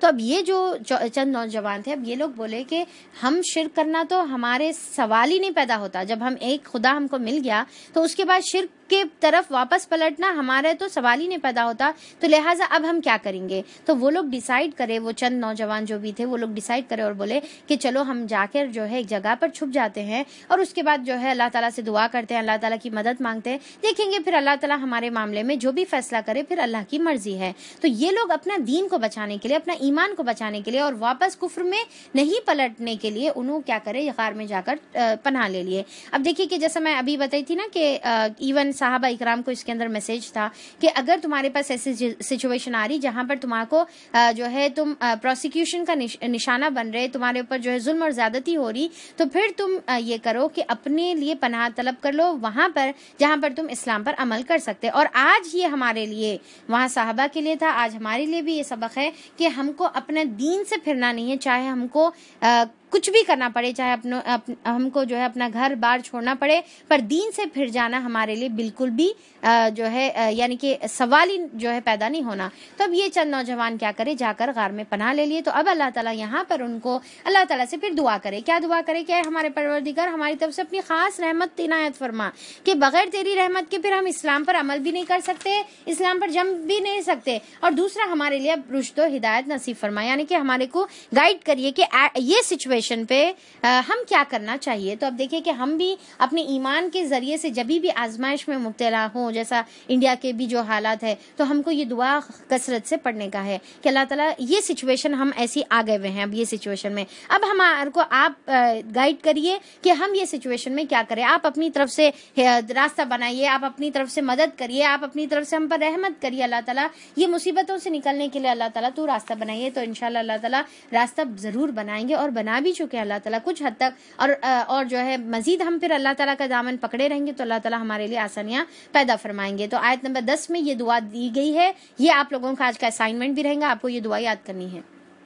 اچھا چلیے، تو پھر اس کے بعد انہوں نے جب دعا کی تو اللہ تعالیٰ اب ان کی مدد اللہ تعالیٰ کی فوری شامل حال ہو گئی، فوری اللہ تعالیٰ کی مدد نازل ہو گئی، اللہ تعالیٰ نے ان کو سلا دیا۔ اب دیکھیے کہ یہاں پر اللہ تعالیٰ ان کو سلا دیا، اب وہ کیسی نیند تھی، موت کے برابر نیند تھی یا ہماری جیسی نیند تھی ویسی نیند تھی، اللہ تعالیٰ اس کا کیفیت بہتر جانتے ہیں کہ وہ اتنی سالوں کی نیند، بتایا جاتا کہ 309 ایئرز تک وہ لوگ جو ہے سوتے رہے، 300 سال تقریباً جو ہے وہ لوگ سوتے رہے۔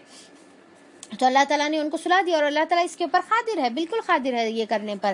پھر ہم نے انہیں اٹھایا تاکہ دیکھیں کہ ان کے دو گروہوں میں سے کون اپنی مدت قیام کا ٹھیک شمار کرتا ہے۔ تو اب دیکھیں گے کہ کون سمجھ سکتا ہے کہ انہوں کتنے جو ہے سوئے، یعنی کہ اب دو گروہ سے مراد جو ہے کہف کے جو اصحاب کہف تھے ان میں دو گروپس، یا پھر جو ہے اصحاب کہف اور جو لوگ تھے وہ شہر کے جو لوگ تھے ان لوگ۔ ہم ان کی اصل قصہ تمہیں سناتے ہیں۔ وہ چند نوجوان تھے جو اپنے رب پر ایمان لے آئے تھے۔ اب یہاں پر اللہ تعالیٰ قصے کا شروع کرے، پہلے جو ہے سین میں کیا آیا، ڈائریکٹ جو ہے یعنی کہ اینڈ ایک آ گیا، ٹھیک ہے، بیچ کا ایک سین آ گیا۔ اب جستجو پیدا ہو گئی کہ بھائی یہ کہف میں پہنچے کیسا ان لوگ۔ اب اللہ تعالیٰ شروع سے جو ہے سٹارٹ کرے، کیا اللہ تعالیٰ کا بتانے کا طریقہ دیکھیے آپ، اگر یہ آیتوں پر بھی غور کریں گے تو دماغ ہمارا جو ہے کام نہیں کرنا کہ کیا خوبصورت طریقہ ہے نا، پہلے ایک سین آیا، پھر اب اس کے بعد شروع کا سین آ رہا، اور پھر کیا پیارا طریقے سے اللہ تعالیٰ بتا رہے، آؤ اب ہم تمہارے کو اس کا قصہ سناتے ہیں۔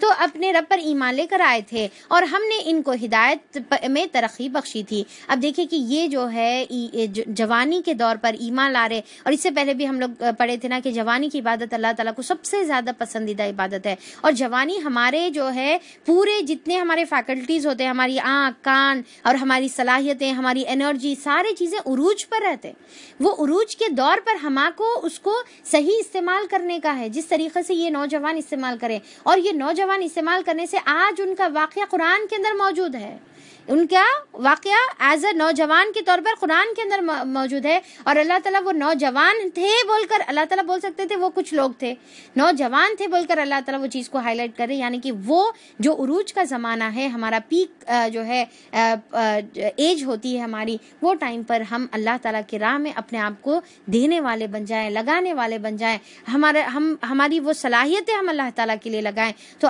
آج ہماری جتنی بھی نوجوان نسل ہے، میں ان سے مخاطب ہوں، تو ہم کو جو ہے یہ ٹائم کا بیکار نہیں کرنے کا ہے۔ یہ ٹائم پہ ہم یہ نہیں سوچیں گے کہ بھئی ہم بڑے ہو جائیں گے، بڈھے ہو جائیں گے نا، تب جو ہے ہم عبادت کریں گے، تو ابھی وقت ہے، کس کو معلوم ہمارے کو وہ وقت ملے گا یا نہیں ملے گا، تو ابھی وقت ہے۔ اللہ تعالیٰ یہ جو وقت دیا، صلاحیت دیا ہوا ہے، آپ کی ایج، اگر آپ کی ایج 12 سال ہے، 12 سال سے 40 سال کے درمیان کی یہ تمام ایج آپ اپنی جو ہے بہترین ایج ہے، اس کو اللہ تعالیٰ کی راہ میں زیادہ سے زیادہ لگانے کی کوشش کریں۔ اور چند نوجوان تھے جو اپنے رب پر ایمان لائے تھے، ہم نے ان کو ہدایت ترقی بخشی تھی، ہم نے ان کے دل اس وقت مضبوط کر دیے تھے جب وہ اٹھے اور انہوں نے اعلان کر دیا ہمارا رب تو بس وہی ہے جو آسمانوں اور زمین کا رب ہے، یعنی کہ ایک خدائی کا جو ہے وہ لوگ اعلان کرے، ہم اسے چھوڑ کر کسی دوسرے کو معبود نہیں بنائیں گے، کوئی ہم شرک اللہ تعالیٰ کے ساتھ نہیں کریں گے، اگر ہم ایسا کریں تو بالکل بیجا بات کریں گے۔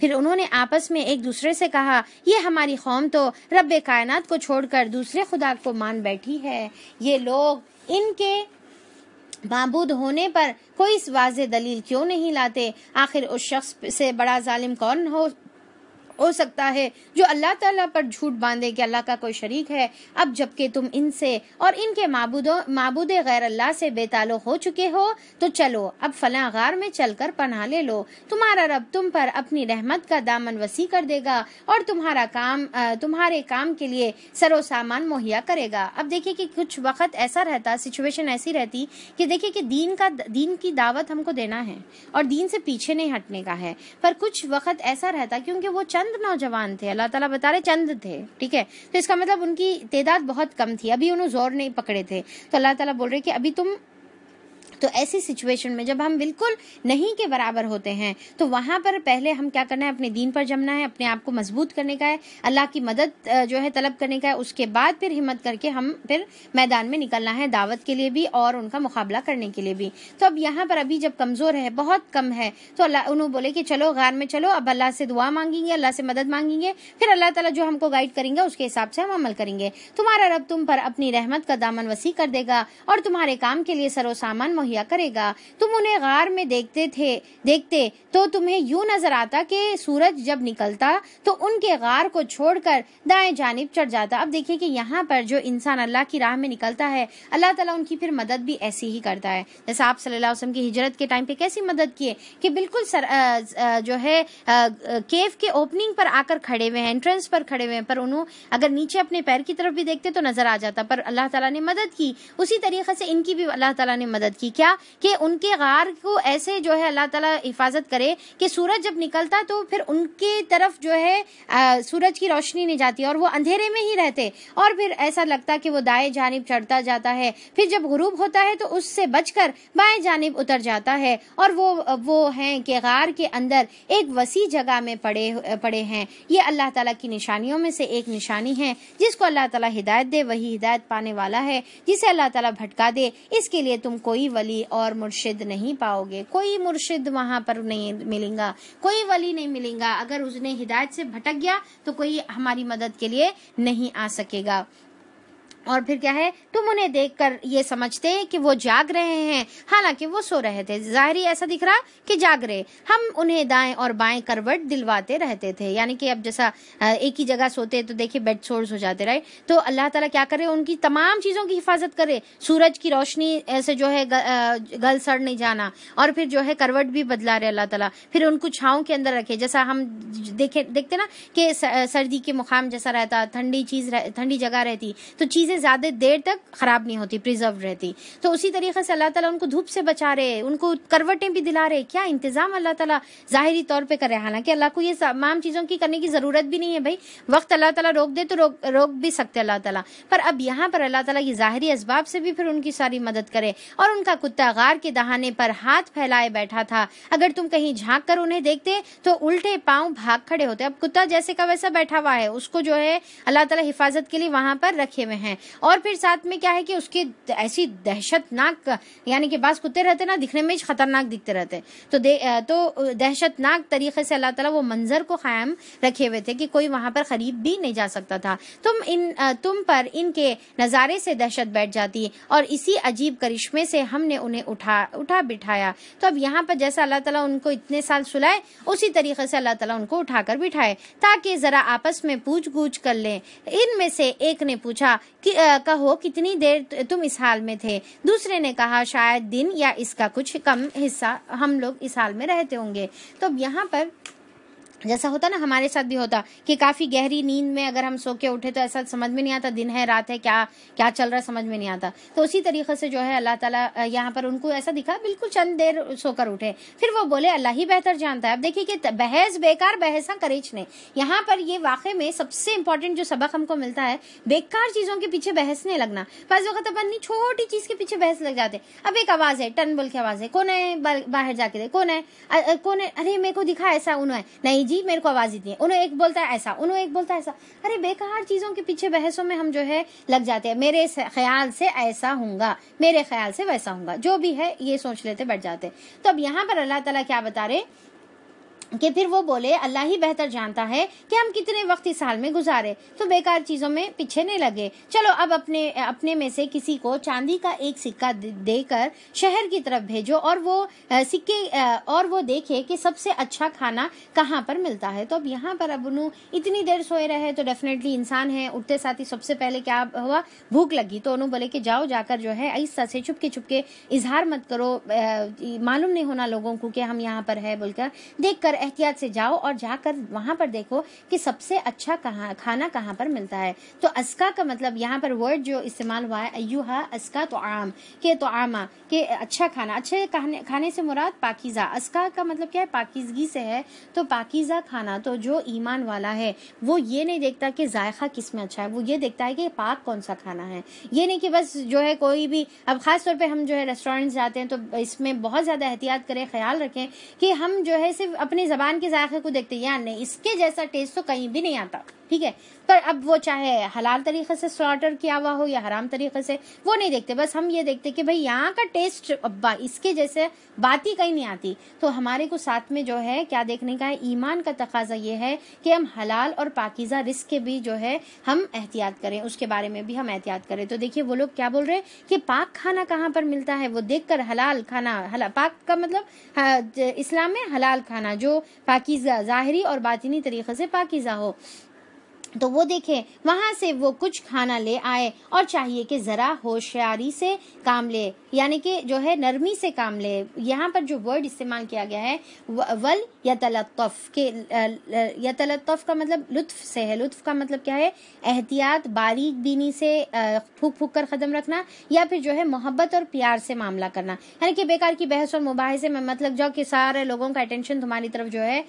ڈائیورٹ ہو جائے، تو بہت ہی احتیاط سے جاؤ۔ اب یہ جو ہے اگر ہم قرأت میں جب ہم دیکھتے ہیں قرآن پڑھتے وقت، تو ہو سکتا ہے آپ لوگ کافی لوگ نوٹ کریں کہ ایک تو یہ تھوڑا سا بولڈ لیٹرز میں ہائی لائٹڈ، تھوڑا سا فونٹ اس کا جو ہے بڑا رہتا، تو سمجھ میں نہیں آتا کہ اس کی کیا وجہ ہے۔ تو اس کی وجہ ایکچولی یہ ہے کہ قرآن کی الفاظ کی ترتیب کے حساب سے دیکھیں گے تو 15 سورے کا یہ والا جو ورڈ ہے یہ پوری قرآن کا سینٹر ورڈ ہے، بتایا جاتا، کیا بتایا جاتا، یہ سینٹر ورڈ ہے ولیتلطف، جس کے اندر لطف کی بات آ رہی، جس کے اندر محبت اور پیار اور نرمی سے بیہیو کرنے کی بات آ رہی، یہ ورڈ جو ہے قرآن کا سینٹر ہے۔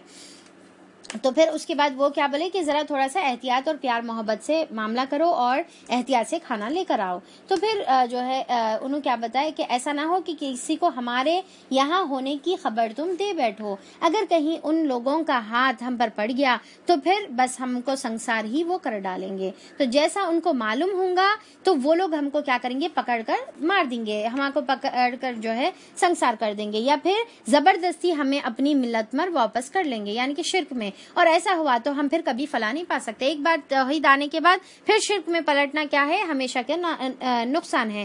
اسی طرح ہم نے اہل شہر کو ان کے حال پر مطلع کر دیا تاکہ لوگ جان لے کہ اللہ تعالیٰ کا وعدہ سچا ہے۔ اب کیسا مطلع کر دیے بھائی، ایک شخص ہے، اس کا حال حلیہ، اس کے پرانے زمانے کے کپڑے 300 سال ہو چکے ہیں، دنیا کہاں سے کہاں چلے گئی، پرانے زمانے کا بندہ وہ سکہ جو ہے لے کر آ رہا ہے وہ انسان، تو پھر اب تمام لوگوں کا جو ہے نہیں چاہتے ہوئے بھی جو ہے سینٹر آف اٹریکشن جو ہے وہ شخص بن گئے۔ تو اب انہوں بولے کہ ارے یہ کیا، یہ کون سا سکہ ہے، پھر ان کو معلوم کرے، پوچھے کرے، اب اس کے بارے میں پورے لوگ اطراف جمع ہو گئے، ڈیٹیلز، اور پھر یہ بات بادشاہ تک پہنچ گئی، اور وہ زمانے تک جو بادشاہ تھا وہ مومن بادشاہ تھا، مسلمان بادشاہ تھا، صحیح مذہب پر، صحیح کرسچینٹی پر عمل کرنے والا بادشاہ تھا۔ تو پھر اللہ تعالیٰ یہاں پر جب بادشاہ تک بات پہنچی تو پھر یہ بات پورے لوگوں کے سامنے آ گئی، اور اللہ تعالیٰ بولے کہ ہم چاہتے ہی یہ تھے کہ سارے لوگوں کے سامنے یہ بات آ جائے تاکہ لوگ جان لے کہ کس طریقے سے اللہ تعالیٰ نے سارے یعنی کہ لوگوں کو مرنے کے بعد زندہ کرے گا، کیسا اللہ تعالیٰ جو ہے سارے لوگوں کو ریزریکٹ کرے گا قیامت کے دن۔ اس طرح ہم نے اہل شہر کو ان کے حال پر مطلع کر دیا تاکہ لوگ جان لیں کہ اللہ تعالیٰ کا وعدہ سچا ہے کہ تمام لوگوں کو مرنے کے بعد ایسی اللہ تعالیٰ دوبارہ زندہ کریں گے، اور یہ قیامت کی گھڑی بے شک آ کر رہے گی۔ تو اب یہاں پر کیا ہے کہ قیامت کی گھڑی آنے والی ہے، وہ شخص کو پکڑ لیے، پھر باقی کے لوگ کہیں پوچھے، پھر وہ باقی کے لوگوں کو بھی وہ لوگ جو ہے پھر دربار میں حاضر کرے اور انہیں پورا واقعہ سنائے کہ دیکھو ایسا ایسا تھا، پھر ہم لوگ ایسا پناہ لے لیے، پھر اللہ تعالیٰ ہمارے ساتھ ایسا کرے۔ مگر ذرا خیال کرو، جب سوچنے کی اصل بات یہ تھی کہ اس وقت وہ آپس میں اس بات پر جھگڑا کر رہے تھے کہ ان اصحاب کہف کے ساتھ کیا کیا جائے۔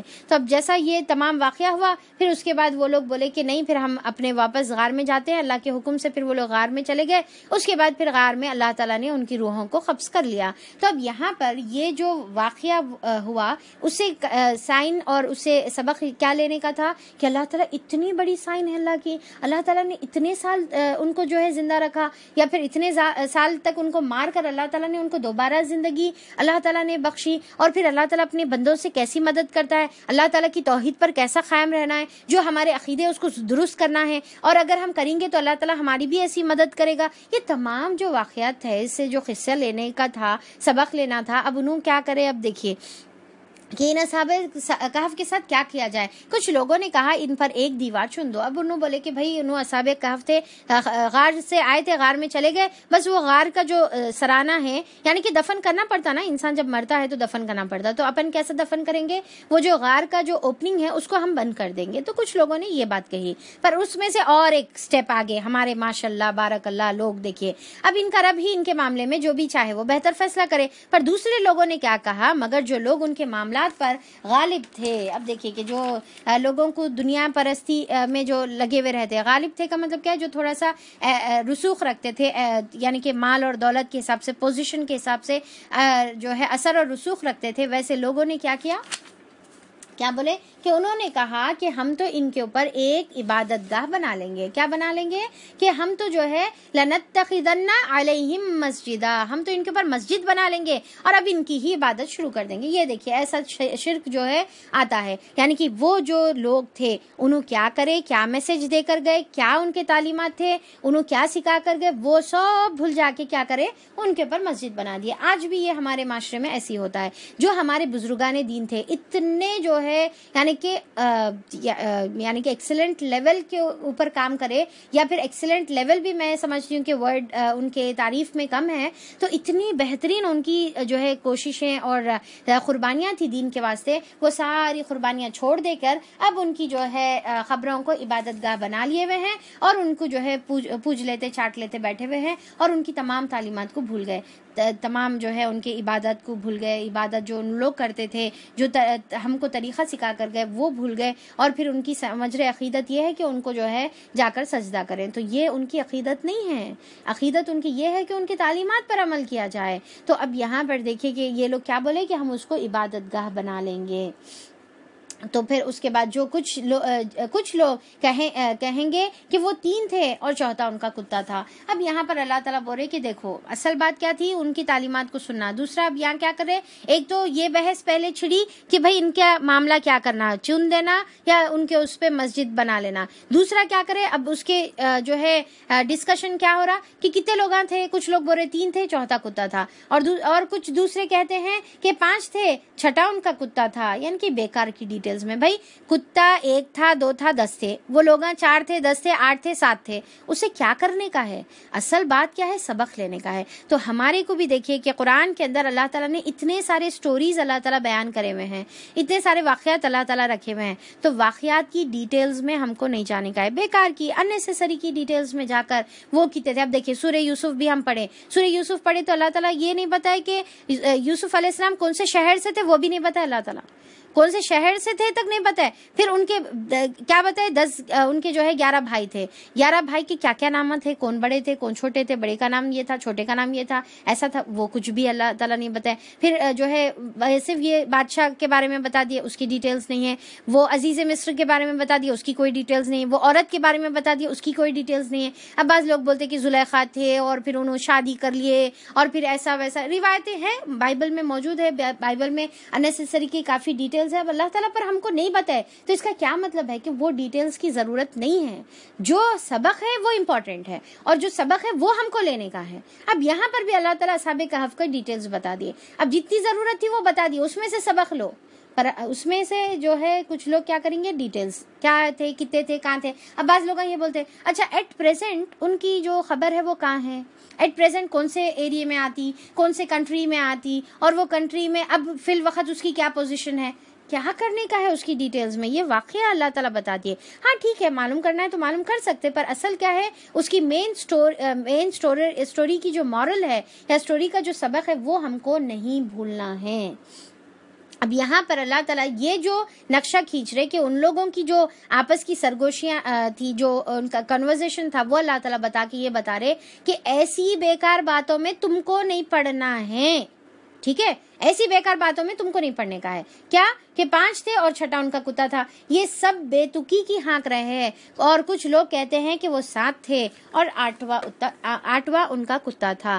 کہو میرا رب ہی بہتر جانتا ہے کہ وہ کتنے تھے, یعنی کہ اللہ تعالیٰ کو معلوم ہے وہ کتنے لوگ تھے یا پھر وہ لوگ کیا تھے, سب اللہ تعالیٰ کو اس کے جو ہے بارے میں معلوم ہے. کم ہی لوگ ہیں جو ان کی صحیح تعداد, یا پھر جو ہے کم ہی لوگ ہیں جو اس کی صحیح سبق کو جانتے ہیں, تعداد نہیں بلکہ اس کا سبق کو جانتے ہیں. اللہ تعالیٰ بولے بہت ہی کم لوگ ہیں جو اللہ تعالیٰ کے بتائے ہوئے قصوں کا صحیح سے کنکلوژن نکالتے ہیں اور صحیح سے اس کی جو ہے معنی کو سمجھتے ہیں. بس تم سرسری بات سے بڑھ کر ان کی تعداد کے معاملے میں ان لوگوں سے بحث نہ کرو. اب دیکھیے کہ اللہ تعالیٰ جب اتنی ڈیٹیلز بتا دیے, 3 تھے, 4تھا کتا تھا, 5 تھے, 6ٹھا کتا تھا, 7 تھے, 8واں کتا تھا, اللہ تعالیٰ صرف ایک سینٹنس اور اضافہ کر دے سکتے تھے اور بتا دے سکتے تھے کہ بھائی 7 تھے اور 8واں کتا تھا, یا 10 تھے 12واں کتا تھا, جو بھی ہے اللہ تعالیٰ بتا دے سکتے تھے. پر اللہ تعالیٰ اتنا سب بتائے, کیا ان لوگوں کی بحثیں تھے بتائے, پر اللہ تعالیٰ فائنلی تھے کتنے وہ نہیں بتائے.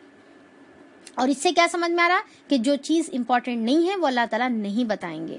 چاہے تم کتنی بھی بحثیں کر لو, اللہ تعالیٰ وہ بات نہیں کھولیں گے. چاہے تو اللہ تعالیٰ یہاں پر یہ پوائنٹ پر اللہ تعالیٰ کھول دے سکتے تھے اور بولتے تھے دیکھو اتنے تھے بول کے بول سکتے تھے, پر اللہ تعالیٰ وہ بات نہیں بولے. تو ہمارے کو کیا ہے کہ یہ کیا بتایا جا رہا ہے کہ اسلام کا یہ نیچر نہیں ہے.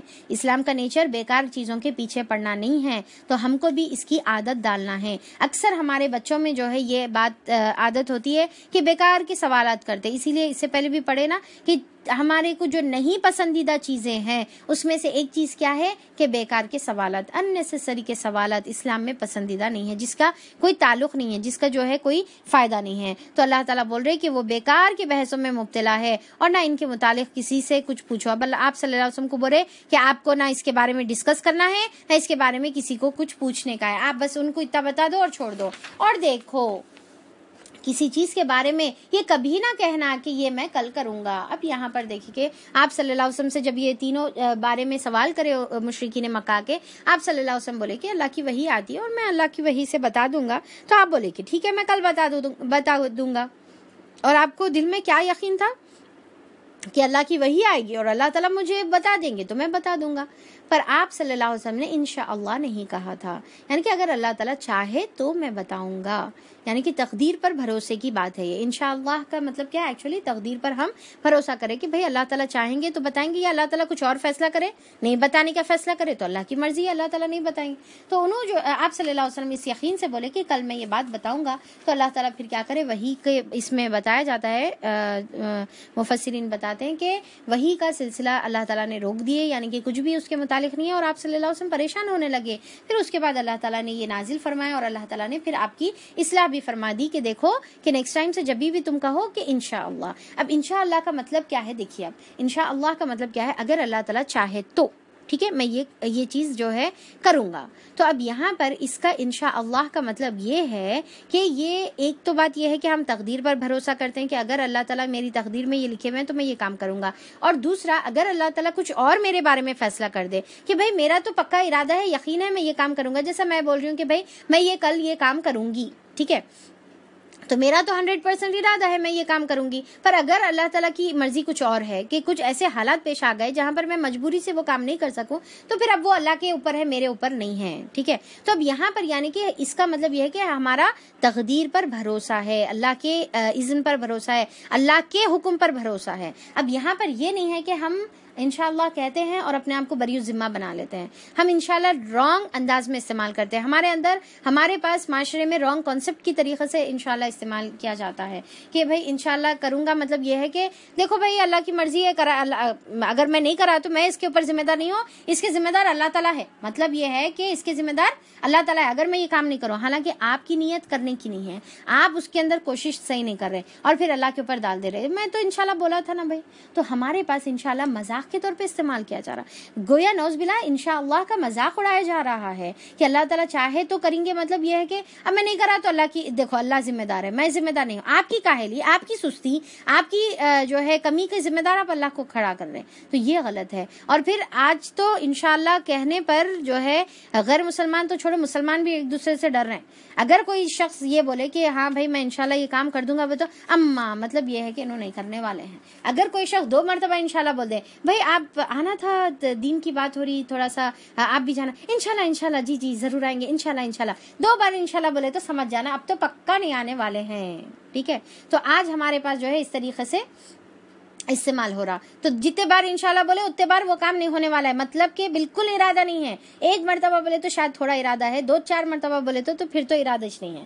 تو نعوذ باللہ اللہ ماشاءاللہ بجز تھوڑے لوگوں کے جو اس کے اوپر صحیح عمل کرتے ہیں. یعنی کہ انشاءاللہ کا مطلب یہ ہے کہ میں تو اپنی طرف سے پوری کوشش کروں گا، پر کیا ہے کہ میرا اقتدار اللہ کے اوپر نہیں ہے. اللہ تعالیٰ اگر چاہے تو ایسے حالات، اب جیسا ہم کوئی ارادہ کر لیے، نیکسٹ دن جو ہے ایسی طوفانی بارش آ گئی، اب آپ گر گئے، آپ وہ کام نہیں کر سکے. ٹھیک ہے. ایسے حالات آ گئے تو پھر اس میں کیا ہے کہ ہم تو کوشش کریں پر اللہ تعالیٰ کی مرضی کے اوپر ہم محتاج ہیں. ہم اللہ کی مرضی کے آگے ہم کچھ بھی نہیں کر سکتے. تو یہ اصل ہے اور یہی نیت سے ہم کہیں گے الحمدللہ بولیں گے تو نیت ہماری ویسی ہمارا تصور ہونا ہے. سبحان اللہ بولیں گے تو تصور ویسے ہی ہونا ہے. اب یہاں پر انشاءاللہ کی تعلیم دی جا رہی ہے کہ انشاءاللہ بولیں گے تو پھر تصور ہمارا کیا ہونا ہے کہ میں تو کروں گا، اللہ کی مرضی ہے. پھر آگے پھر اس کے بعد کیا ہے کہ اللہ تعالیٰ بول رہے کہ اللہ یہ کہ اللہ تعالیٰ کچھ اور چاہے. اگر بھولے سے ایسی بات زبان سے نکل جائے، اگر غلطی سے بول دیے ہاں میں کر لیتا ہوں کوئی بات نہیں، آپ بے فکر ہو جاؤ میں کر لیتا ہوں، ایسا نہیں بولنے کا ہے. یعنی کہ اپنے اوپر کانفیڈینس رکھ کے نہیں بولنے کا ہے کہ بھائی تم بے فکر ہو جاؤ میں کر لیتا ہوں، بولوں نا میں ہوں نا، میں دیکھ لیتا ہوں نا، میں کر لیتا ہوں. تو یہ بات ہماری نہیں آنا ہے. یعنی کہ ہم اپنے اوپر اتنا بھروسہ کر لے رہے. ہمارے کو کس کے اوپر بھروسہ کرنا ہے؟ اللہ پر بھروسہ کرنا ہے. اگر کبھی ایسی بات اپنی زبان سے نکل بھی جائے تو کوئی بات نہیں، رب کو فوری یاد کر لینے کا ہے. فوراً کیا کرنے کا ہے؟ رب کو یاد کرو اور کہو امید ہے کہ میرا رب اس معاملے میں رشد سے قریب تر بات کی طرف میری رہنمائی فرمائے گا. تو اب یہاں پر اللہ ہی کے اوپر پھر کیا کرنا ہے؟ ہم کو بھروسہ کرنا ہے. اور وہ اپنے غار میں 300 سال رہے اور کچھ لوگ کی مدت کے شمار میں 9 سال اور بڑھ گئے. تو اب یہاں پر اللہ تعالیٰ یہ انفارمیشن دینا چاہ رہے تھے کیونکہ معلوم ہونا نا کہ کتنے سال وہ لوگ پڑے رہے. امپورٹنٹ انفارمیشن تھی، اللہ تعالیٰ دے دیے کہ 300 سی اور بعض کے نزدیک 309 تھا. تو بتایا جاتا کہ اگر ہم شمسی سال سے دیکھیں گے تو 300 ایئرز ہوتے ہیں اور اگر ہم جو ہے قمری سال سے دیکھیں گے تو 309 ایئرز ہوتے ہیں. تو تم کہو اللہ تعالیٰ ان کے قیام کی مدت زیادہ جانتا ہے. آسمان اور زمین کے سب پوشیدہ احوال اسی کو معلوم ہے. کیا خوب ہے وہ دیکھنے والا اور سننے والا. زمین و آسمان کی مخلوقات کا کوئی خبر گیری اس کے سوا نہیں ہے اور وہ اپنی حکومت میں کسی کو شریک نہیں ٹھہراتا. اب یہاں پر اللہ تعالیٰ کا یہ سیکنڈ سٹوری، فرسٹ خطبہ ہوا پھر سیکنڈ سٹوری ہوئی. اب یہاں پر اللہ تعالیٰ تیسرا خطبہ اللہ تعالیٰ کا شروع ہو رہا ہے. تو اے نبی کریم صلی اللہ علیہ وسلم، تمہارے رب کی کتاب میں سے جو کچھ تم پر وحی کیا گیا ہے اسے جوں کا توں سنا دو. یعنی کہ آپ کا کام کیا ہے کہ یہ تمام واقعات ہے اور تمام جو اللہ تعالیٰ کی باتیں ہیں وہ تمہارے کو جوں کا توں سنا دینے کا ہے. اب اللہ تعالیٰ ایسی اصحاب کہف کے بارے میں نازل کرے، ایسے ہی سنا دو. آپ جتنا بولے اللہ تعالیٰ اتنا سنا دو اور کوئی اس کے فرمودات کو بدل دینے کی مجاز نہیں ہے. یعنی کہ کوئی اس کی طاقت نہیں رکھتا کہ اللہ تعالیٰ کی چیزوں کو بدل سکے. اور اگر تم کسی کے خاطر اس میں رد و بدل کرو گے تو اس سے بچ کر بھاگنے کے لیے کوئی جائے پناہ تم نہ پاؤ گے. تو کس کو بتایا جا رہا ہے؟ آپ صلی اللہ علیہ وسلم کو. اور کیا بتایا جا رہا ہے کہ قرآن کے اندر آپ اپنی مرضی سے چینجز نہیں کر سکتے. یہ ہمارے لیے بھی ہے. دیکھیے بعض وقت ہم کیا کرتے ہیں کہ سامنے والے کے حساب سے ہم جو ہے ارے اب انہوں اگر ان کو یہ بولے تو مائنڈ کرتے کہ کیا ہے کہ بول کے ہم وہ بات چھپا لیتے، ہم وہ بات نہیں بولتے. ٹھیک ہے. تو یہاں پر دیکھیے کہ چاہے وہ انسان اب جیسا کوئی بڑا انسان ہے، اب آپ کوئی جیسا آپ کی کوئی آرگنائزیشن میں، کوئی اسکول میں، کوئی کالج میں آپ کسی بڑے انسان کو انوائٹ کرے. ٹھیک ہے. ایز اے چیف گیسٹ ہم انوائٹ کرتے، کوئی اجتماع میں انوائٹ کرتے، ٹھیک ہے، کوئی بڑے چیف گیسٹ کو انوائٹ کرتے، اس کے بعد ہم کیا ہے وہ چیف گیسٹ کو کوئی بات ایسی بری نہیں دکھنا، بلکہ ہم ناپ تول کے جو ہے اپنے باتیں بتاتے، حقیقت ہے تو حقیقت ہے، چاہے کوئی بھی رہو، ہم کو ڈرنے کا نہیں ہے، ہاں حکمت کا خیال ہم کو رکھنے کا ہے۔ اب اگر وہ شخص جو ہے سود میں مبتلا ہے، اب سود کے بارے میں بولنے اس کے سامنے ڈر رہے، ہاں تو ایسا نہیں ہونے کا ہے، سود غلط ہے، حرام ہے تو حرام ہے، تو ہم کو ڈرنے کی ضرورت نہیں ہے۔ زکوٰۃ میں کمی اگر وہ کر رہے تو ہم جو ہے زکوٰۃ میں کمی کرنے کے بارے میں ہم بتا دیں، برابر بتا دیں۔ اگر انہوں توحید پر نہیں ہے تو ہم توحید کی دعوت ان کو جو ہے حکمت اور طریقہ اور پیار سے دیں، صرف ان سے ڈرتے ڈرتے ارے ہم یہ بولے تو کیا برا مانتے کہ کیا ہے کہ بول کے جو ہے ان کے سامنے بس ان کے ایسے عمل کر رہے اور ایسا پریٹینڈ کر رہے، ایسا بتا رہے کہ بھئی ہم بھی تمہارے ہی جو ہے طریقے کو فالو کرنے والے، تم ہی کو بلانگ کرنے والے ہیں، تو یہ والے جو ہے دوغلا پن، یہ والی منافقت ہمارے اندر نہیں ہونے کا ہے۔ کوئی قرآن کی بات ہم کو چھپانے کا نہیں، چاہے کسی کو اچھی لگو یا بری لگو، ہاں حکمت کا خیال ہم کو رکھنا ہے، اور اپنے دل کو ان لوگوں کی میت پر مطمئن کرو جو اپنے رب کی رضا کے طلبگار ہیں، تو اللہ تعالیٰ بولے کہ ان کا ساتھ تم اپنے لیے پسند کرو جو اللہ تعالیٰ کی رضا چاہتے ہیں۔ تمہارے کمپینینز کون ہونا چاہیے؟ جو اللہ کی رضا چاہتے ہیں اور صبح اور شام اسے پکارتے ہیں۔ تو اب یہاں پر دیکھیے کہ صحابہ اکرام کی تعریف بھی ایک انداز میں کی جا رہی ہے، آپ صلی اللہ علیہ وسلم کو حکم دیتے دیتے کہ تمہارے کمپینینز کون ہونا ہے؟ جو صبح شام اللہ تعالیٰ کو یاد کرتے، کیونکہ صحابہ ایسے تھے جو صبح شام اللہ تعالیٰ کو یاد کرنے والے تھے۔ آیت نمبر 28 ہماری چل رہی، تو اب دیکھیے کہ بسم اللہ الرحمن الرحیم، تو یہ اور پھر خاص طور پہ یہاں پر اشارہ ان غریب صحابہ اکرام کے اوپر ہے جو اپنا گھر بار سارا چھوڑ کے آپ صلی اللہ علیہ وسلم کے ارد گرد ہمیشہ جمع رہتے تھے اور اپنی جان اور مال کوئی چیز کی پرواہ نہیں کرتے تھے، اتنا ظلم اور زیادتی ہوتی تھی پھر بھی اس پہ صبر کرتے تھے اور اللہ ہی کو پکارتے رہتے تھے۔ تو اللہ تعالیٰ بول رہے کہ ایسے ڈیڈیکیٹڈ لوگ جو اللہ سے محبت کرنے والے ہیں ان کو آپ اپنا ساتھی بناؤ۔ تو دیکھیے کہ ہم بھی اپنے جب کمپینینز چنتے ہیں، ہم اپنے فرینڈز، اپنا سرکل جب ہم چنتے ہیں تو ہم یہ نہ دیکھیں کہ کون امیر ہے، کس کے پاس رہنے سے ہمارا دنیاوی فائدہ ہے، بلکہ ایسے دوست ہم چنیں جس کے ساتھ رہنے سے ہمارا آخرت کا فائدہ ہو، جو دن اور رات اللہ کو یاد کرنے والے ہو، ایسے ہمارے دوست ہونے چاہیے۔ اور یا پھر ہم کم سے کم ایسے دوست ہم کو نہ ملے تو ہم ایسے خود دوست بن جائیں دوسروں کے لیے جو ہم ان کو دین کی طرف بلانے والے ہو، جس کو دیکھے تو خدا یاد آئے، اور ان سے ہرگز نگاہ نہ پھیرو۔ کیا تم دنیا کی زینت پسند کرتے ہو؟ تو اللہ تعالیٰ یہاں پر کیا بول رہے ہیں آپ صلی اللہ علیہ وسلم کو؟ کیا تم دنیا کی زینت پسند کرتے ہو؟ کسی ایسے شخص کی اطاعت نہ کرو جس کے دل کو ہم نے اپنی یاد سے غافل کر دیا ہے۔ یعنی کہ اب اللہ تعالیٰ پہلی بات کیا بول رہے ہیں کہ دنیا کی زندگی کو اٹریکٹ تم نہیں ہونے کا ہے۔ اب ایک سوال یہ پیدا ہوتا کہ کیا آپ صلی اللہ علیہ وسلم دنیا کی زندگی کو اٹریکٹ ہو رہے تھے؟ کوئی پوائنٹ پہ، کوئی ٹائم پر، کوئی ایک سیکنڈ کے لیے کیا آپ صلی اللہ علیہ وسلم دنیا کی طرف جھکے؟ تو یہاں پر دیکھیے کہ یہ آیت کو سمجھنا ضروری ہے۔ یہاں پر اللہ تعالیٰ یہ جو بتا رہے کہ کیا تم دنیا کی زندگی کو پسند کرتے ہو، تو اس کا مطلب یہ نہیں ہے کہ آپ صلی اللہ علیہ وسلم پسند کرنے لگ گئے تھے، بلکہ یہاں پر ایکچولی یہ تھا، اس کا بیک گراؤنڈ یہ تھا کہ آپ صلی اللہ علیہ وسلم جب دین کی طرف بلا رہے تھے، لوگوں کو دعوت دے رہے تھے، تو بہت زیادہ غریب طبقہ، کمزور طبقہ، غلام کا طبقہ جو ہے اسلام لا رہا تھا، جو بہت زیادہ پاور نہیں رکھتا تھا۔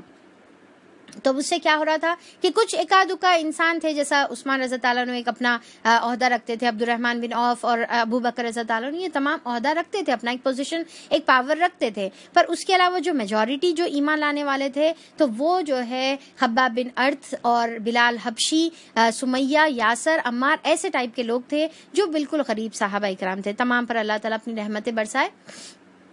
تو آپ صلی اللہ علیہ وسلم کے دل میں یہ خواہش پیدا ہو رہی تھی کہ کیوں نہ ایک امیر انسان، ایک عہدہ رکھنے والا انسان جیسا ابو جہل ہے، جیسا ولید بن مغیرہ ہے، یا پھر جو ہے اس طریقے کے جو اونچا پوزیشن رکھنے والے لوگ ہیں، انہوں ایمان لا لیے تو کتنا اچھا ہوتا، کتنا زیادہ جو ہے یعنی کہ سپورٹ ملے گا اسلام کو۔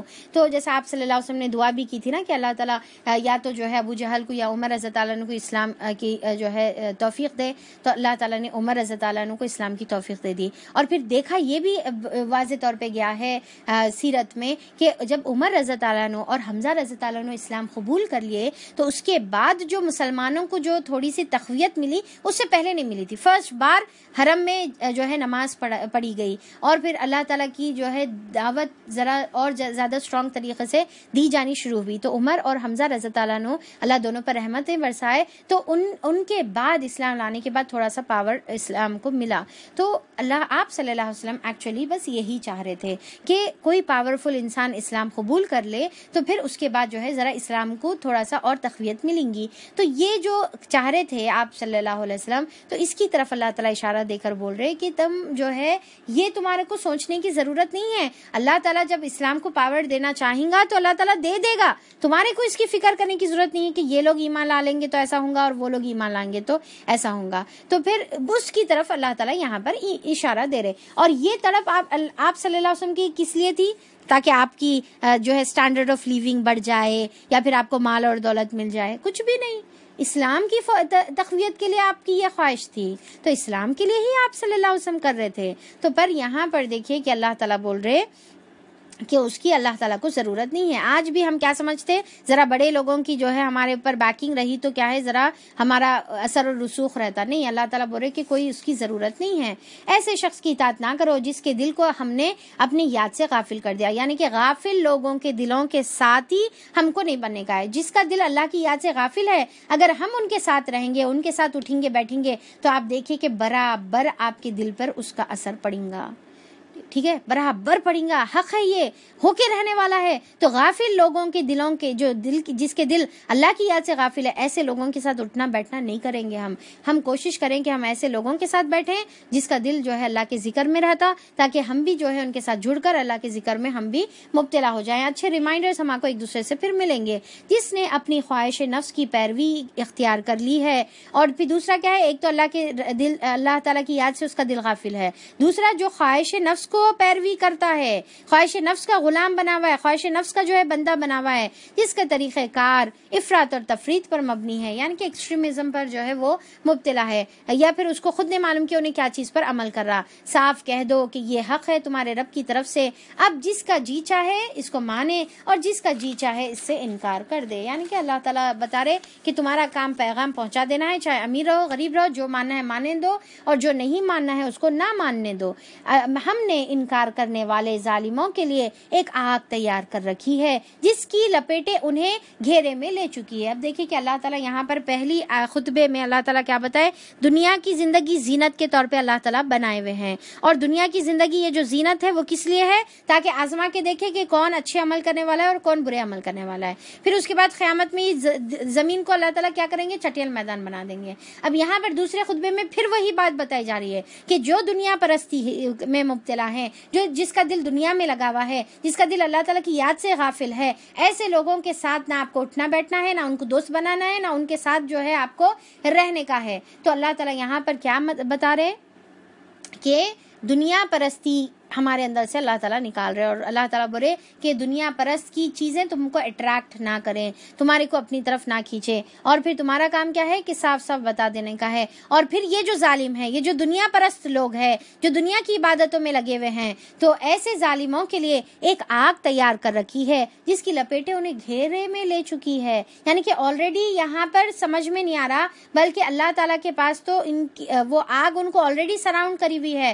وہاں اگر وہ پانی مانگیں گے تو ایسے پانی سے ان کی تواضع کی جائے گی, ایسے پانی سے ان کی مہمان نوازی کی جائے گی جو تیل کی تلچھٹ کی طرح ہوگا. یا ربی ہماری حفاظت فرما دے.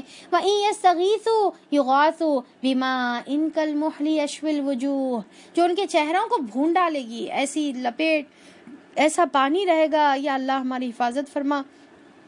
تیل کی تلچھٹ کی طرح. دیکھیے کہ جب تیل جو ہے پکتا پکتا پکتا اور گاڑھا ہو جاتا نا, گاڑھا جو ہو جاتا ہے, اور اس کے بعد وہ جو تیل رہتا ہے ایک بار چپک گیا تو نکلتا نہیں, ٹھیک ہے, ایسا گاڑھا جو تیل ہے تو ویسا پانی ہو جائے گا, ویسا پانی ویسا ہو جائے گا. اور پھر وہ جب انسان اتنا پیاسا ہوگا کہ ویسا بوائلنگ پانی بھی پھر انہیں بولیں گا کہ بس پانی چاہیے, اور وہ بوائلنگ پانی پھر وہ پی لے گا.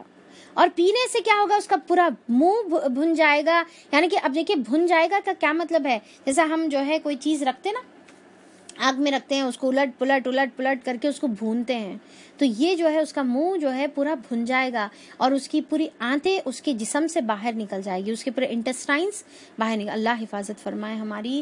اللہ تعالیٰ ایسے منظر بھی ہم کو نہ دکھائے. بدترین پینے کی چیز ہے یہ، کوئی اچھی چیز نہیں ہے بلکہ بدترین چیز ہے یہ جو پینے کو دی جائے گی، اور بہت بری آرام گاہ ہے. یعنی کہ اللہ تعالیٰ بول رہے آرام گاہ بول رہے، اور بہت ہی بری آرام گاہ ہے. رہے وہ لوگ جو مان لیں اور نیک عمل کریں تو یقیناً نیک وقار لوگوں کا اجر اللہ تعالیٰ ضائع نہیں کرے گا. یعنی کہ چھوٹا سا چھوٹا عمل بھی آپ کیوں نہ کرو، اللہ تعالیٰ اس کو ضائع کرنے والے نہیں ہیں. اللہ تعالیٰ بول رہے ان لا نضیع اجر من احسن عملا، یعنی کہ اچھے عمل کو ضائع. ان کے لیے سیدھی سدا بہار جنتیں ہیں جن کے نیچے وہ ہمیشہ رہیں گے، اور وہاں وہ سونے کے کنگن آراستہ کیے جائیں گے. دنیا کی زینت طلب کر رہے، دنیا کی مال اور دولت طلب کر رہے، دنیا کی یہ جو ہے تمہارا گولڈ، سلور، پرلز، ڈائمنڈ، یہ تم کو اٹریکٹ کر رہے. اللہ تعالیٰ بول رہے کہ یہ تمام چیزیں ہیں مومن کے لیے، پر کہاں پر ہے؟ آخرت میں ہے. سونے کے کنگن پہنائے جائیں گے جس سے وہ آراستہ کیے جائیں گے، ان کا اہتمام ہوگا. اب دیکھیے کہ یہاں پر عورتوں کو کتنی خواہشیں رہتی نا، سونے کے کنگن ہو، ایسے ہو ویسے ہو، اور پھر بڑی خواہش سے اندر سے نکال کر شادیوں میں پہن کر جاتے ہیں تاکہ لوگ دیکھیں ابا کتنے پیارے کنگن ہیں، تو بڑا خوش ہو کے مرسنا شروع کر دیتے. تو ٹھیک ہے، اللہ تعالیٰ بول رہے کہ یہ تمام چیزیں کیا ہے، جنتی کے لیے آخرت میں ملے گی. اور باریک ریشم اور جو ہے اطلس و دیبا کے سبز کپڑے پہنائے جائیں گے. تو اب یہاں پر کیا ہے، باریک ریشم. اب دیکھیے کہ دنیا میں بھی دونوں ریشم کی آج دنیا میں بھی بہت زیادہ ویلیو ہے. ایک تو یہ ہے کہ سافٹ باریک جو ریشم ہوتا ہے بالکل ایک مٹھی میں جو ہے آ جاتا، ایسا ایک ملائم ریشم رہتا. اور ایک کیا رہتا، آپ کا بروکیٹ کا جو کپڑا رہتا، موٹا رہتا، تھک رہتا، پر اس کی اپنی ایک بیوٹی رہتی. ٹھیک ہے، تو اللہ تعالیٰ بول رہے کہ اندر کیا رہیں گا، اس کا استر جو ہے بروکیٹ کا رہیں گا، اور اوپر جو ہے باریک ریشم کا رہیں گا. آج بھی دیکھیں کہ یہ فیشن آج بھی بہت زیادہ ان ہے. کیا ہے کہ اوپر شفون رہتا، باریک ریشم کا رہتا کوئی، اور پھر اندر جو ہے اندر سے بروکیٹ کا کپڑا رہتا، اور اس کے کمبینیشن میں جو ہے ڈریسز. یعنی کہ آپ جب لاک ڈاؤن ختم ہوگا تو ایسا ڈریس آپ لوگ اپنے لیے بھی ڈیزائن کر لیجئے. تو یہاں پر دیکھیں کہ یہ ساری چیزیں اللہ تعالیٰ کیا بول رہے کہ جنتی کے لیے. اب وہ جنت کا ریشم، وہ جنت کا جو ہے یہ چار مینار کا نہیں، بلکہ وہ کیا ہے، جنت کا جو ہے آپ کا بروکیڈ رہیں گا، اور پھر وہ اونچی مسندوں پر تکیے لگا کر بیٹھے رہیں گے. اللہ تعالیٰ بول رہے کہ دیکھو یہ چیز ہے اٹریکٹ ہونے کی، اور یہ چیز تم اس کے لیے تم دنیا میں کوشش کرو، جد و جہد کرو، محنت کرو، اور دنیا کے پیچھے تم مت پڑو. بہترین اجر اور اعلیٰ درجے کی جائے قیام ہے. یعنی کہ جنت کیسی ہے، بڑی اعلیٰ درجے کی جائے قیام. اور دیکھیے کہ یہاں پر یہ سارا جو ڈسکرپشن ہے، اس میں آپ کو محسوس ہو رہا ہے کہ ڈسکرپشن کیسا ہے. یہ ساری چیزیں کون یوز کرتے؟ یوزولی جو کنگ ہے، اگر آپ کنگ کی کوئی فوٹو دیکھیں گے تو کیا رہتے، اس کے پاس سونے کے کنگن رہتے، موٹے موٹے سونے کے کنگن پہنا ہوا رہتا، اور پھر کیا ہے کہ اس کے بروکیٹ کے کپڑے رہتے. ٹھیک ہے، اور اونچی مسندوں پہ تکیے لگا کر وہ جو ہے ان کا تھرون رہتا، اس کے اوپر بیٹھے ہوئے رہتے. تو مطلب کیا ہے، اللہ تعالیٰ یہ دنیا کی، اگر ہم دنیا میں یہ مال اور دولت کے پیچھے نہیں جائیں گے تو آخرت میں اللہ تعالیٰ ہم کو ایسی بادشاہی دے گا، اور ایسی ایسی جنتیں رہیں گی جس کے بادشاہ ہم خود اکیلے رہیں گے. اے محمد صلی اللہ علیہ وسلم، ان کے سامنے ایک مثال پیش کرو جو دو شخص تھے. اب یہاں پر جو ہے اللہ تعالیٰ یہاں پر مثال دو جو ہے شخص کی بات کرے، جو ایک شخص کا گارڈن تھا جو بہت زیادہ امیر تھا، اور دوسرا شخص غریب تھا. تو ان کا دونوں کا کانورسیشن اللہ تعالیٰ یہ آیتوں میں آیت نمبر 32 سے اللہ تعالیٰ سٹارٹ کرے، اور یہ ہمارے فرسٹ پارٹ کا آخری حصہ ہے، پارٹ ڈی. ٹھیک ہے، یا پارٹ ڈی نہیں، سیکشن ڈی بولوں گی میں، تو سیکشن ڈی ہے یہ، اور فرسٹ پارٹ ہمارا یہ واقعے کے بعد ختم ہوگا. پر کیونکہ وقت کی کمی ہے تو انشاءاللہ ہم لوگ یہاں پر ختم کریں گے، اور اس کو ہم لوگ انشاءاللہ کل کنٹینیو کریں گے. اور کل ہم یہ گارڈن کا جو ہے واقعہ دیکھیں گے وہ شخص کا، اور پھر ساتھ میں ہم خضر علیہ السلام، موسیٰ علیہ السلام، اور ساتھ میں ذوالقرنین کا بھی انشاءاللہ ہم لوگ واقعہ دیکھیں گے. اور ساتھ میں اللہ تعالیٰ کے تمام خطبات بھی ہم لوگ ریفر کریں گے، اور اس سے ہمارے لیے جو اسباق ہے وہ انشاءاللہ ہم لوگ نکالیں گے، اور اس کے اوپر اللہ تعالیٰ جو ہے انشاءاللہ اللہ ہی کی توفیق سے عمل کریں گے. تو اللہ تعالیٰ سے دعا ہے کہ اللہ تعالیٰ ہم کو ان تمام باتوں پر عمل کرنے کی توفیق عطا فرما دے، اور اللہ تعالیٰ ہم کو توفیق عطا فرما کہ ہم اس کو اسی طریقے سے پڑھیں جیسا یہ نازل ہوا ہے، اور اس کے جو تقاضا ہے، جو یعنی کہ اس کو سمجھ کر پڑھنا، اس کی بھی اللہ تعالیٰ توفیق عطا فرما دے، اور اس کے اوپر عمل کرنے کی بھی توفیق عطا فرما دے. اللہ تعالیٰ دجال کے فتنے سے ہماری حفاظت فرما. اللہ تعالیٰ اس کے اندر جو سبق ہے کہ مادی پرستی سے اللہ تعالیٰ جو تو نے ہم کو روکا ہے، مال کی محبت سے اور دنیا پرستی سے اور دنیا ہی کے ہو کر رہنے سے جو تو نے روکا ہے ہم کو، اللہ تعالیٰ اس کے اوپر عمل کرنے کی توفیق عطا فرما دے. اللہ تعالیٰ ہم کو دنیا سے بے نیاز کر دے, دنیا کی تمام جو چکا چوند ہے اللہ تعالیٰ اسے ہم کو اوپر کر دے, بے نیاز کر دے, اور اللہ تعالیٰ ہم کو صرف اور صرف آخرت کا طلبگار بنا دے. یا رب العالمین ہم کو تو دنیا میں بہتری عطا فرما اور آخرت میں بھی بہتری عطا فرما دے. اللہ تعالیٰ بے شک جو دنیا کو چاہتا ہے اس کو آخرت نہیں ملتی, پر جو آخرت کو چاہتا ہے اس کو اللہ تعالیٰ تو دونوں بھی عطا کرتا ہے. اللہ تعالیٰ ہم آخرت کے طلبگار ہیں, ہم کو آخرت بھی عطا فرما دے, اور دنیا میں تو ہم کو رہنا ہے اللہ تعالیٰ کسی حال میں, تو دنیا کی بھی تو اللہ تعالیٰ ہماری ضرورتوں کو پوری فرما دے. یا رب العالمین تو ہم کو ایسی دنیا پرستی میں مبتلا نہ کر دے کہ ہم آخرت کے اپنے ٹارگٹ کو, مین گول کو اور آخرت کی جنت کو بھول جائیں. اللہ تعالیٰ دنیا ہم کو بس اتنی ہی رکھ جیسا کشتی کے اطراف پانی ہوتا ہے تو اس کو وہ کشتی کو منزل تک پہنچاتا ہے. اللہ تعالیٰ تو ہمارے دل میں دنیا کی ضرورت کو اتنا ہی رکھ جو ہمارے دل کے باہر ہو, جو ہماری آخرت کی منزل تک پہنچنے کا سبب بنے, نہ کہ یہ محبت ہمارے دل کے اندر آ جائے کہ وہ ہمارے ڈبو دینے کا سبب بن جائے. یا رب العالمین تو ہم کو تمام فتنوں سے ہماری حفاظت فرما دے. یا الہ العالمین ہمارے لیے نور اللہ تعالیٰ تو قائم کر دے, جو نور ہم کو ہدایت کے راستے کو صحیح طریقے سے واضح طور پر بتانے کا سبب بن جائے. یا الہ العالمین یا رب العالمین ہم کو صحیح طریقے سے سبحان اللہ, الحمدللہ,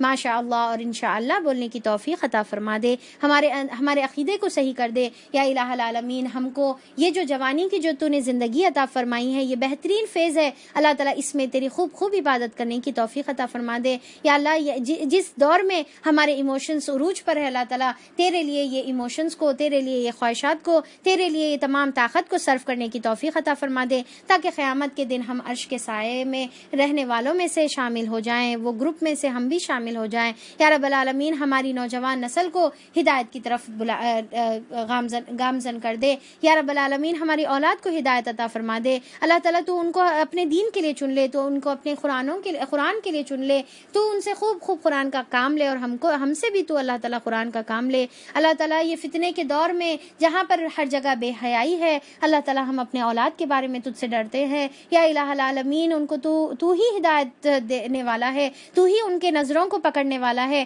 تو ہی ان کے دل کو قائم رکھنے والا ہے اسلام پر. اللہ تعالیٰ تو ان کے دلوں کو اسلام پر قائم رکھ دے, اور ہم کو بھی اور ان کو بھی اللہ تعالیٰ فتنے سے بچا لے. یا الہ العالمین ہم کو ہمارے والدین کے لیے ثواب جاریہ اور دلوں کی آنکھوں کی ٹھنڈک بنا دے, دلوں کا سکون کا ذریعہ بنا دے, اور ہمارے اولاد کو ہمارے لیے آنکھوں کی ٹھنڈک, دلوں کی سکون کا ذریعہ اور ثواب جاریہ کا ذریعہ بنا دے. الہ العالمین جو بھی پریشان ہے, مشکلات میں ہے, اللہ تعالیٰ بیمار ہے, اللہ تعالیٰ تو ان کو صحت عطا فرما دے, اور ہر کوئی اپنی اپنی آزمائشوں میں مبتلا ہے. الہ العالمین ہم تجھ سے مانگتے ہیں کہ ہماری تمام آزمائشوں میں ہم کو ثابت قدم رکھ اور ہمارے لیے آسانی فراہم کر دے. یا الہ العالمین جو بیمار ہے, اللہ تعالیٰ جو ہمارے مسلمانوں کی جو پریزنٹ حالت ہے, اللہ تعالیٰ تو اس پر رحم فرما اور ہم کو تقویت عطا فرما دے, ہم کو ایمان پر جمنے والا بنا دے. جس طریقے سے اصحاب کہف والے اپنے ایمان پر جمے تھے اور دنیا کو چھوڑ دیے تھے, اللہ تعالیٰ تو ہم کو بھی ایمان پر جم کر رہنے والا بنا دے. اور جس طریقے سے تو نے اصحاب کہف کی مدد کی تھی, ہماری بھی اللہ تعالیٰ تو مدد فرما دے. ربنا یا اللہ تعالیٰ ہم تجھ سے وہی دعا کرتے ہیں جو اصحاب کہف نے اپنے لیے آپ سے اللہ تعالیٰ دعا کی تھی. ربنا آتنا من لدنک رحمہ وہیئ لنا من امرنا رشدا. ربنا تقبل منا انک انت السمیع العلیم وتب علینا انک انت التواب الرحیم. سبحان ربک رب العزة عما یصفون وسلام علی المرسلین والحمد للہ رب العالمین وصلی اللہ علی نبینا محمد وآلہ وصحبہ اجمعین برحمتک یا ارحم الراحمین. السلام علیکم ورحمۃ اللہ وبرکاتہ. آپ لوگوں کے لیے ایک دو اناؤنسمنٹس ہیں. ایک اناؤنسمنٹ یہ ہے کہ انشاءاللہ تمام لوگوں کے مشورے سے اور بہت ساری بہنوں کے خواہش سے انشاءاللہ ہم لوگ کا سیشن کنٹینیو رہے گا, پر اس میں تھوڑی سی تبدیلی یہ ہے کہ سیشن کے ٹائمنگز البتہ میں چینج کروں گی. تو سیشن آپ لوگوں کا جو 2:30 سے تھا, ٹھیک ہے, 2:30 سے 4 o'clock تک تھا, تو وہ سیشن چینج ہوگا اور 2:30 کے بدل 2:50 سے رہے گا اور 4 o'clock تک رہے گا.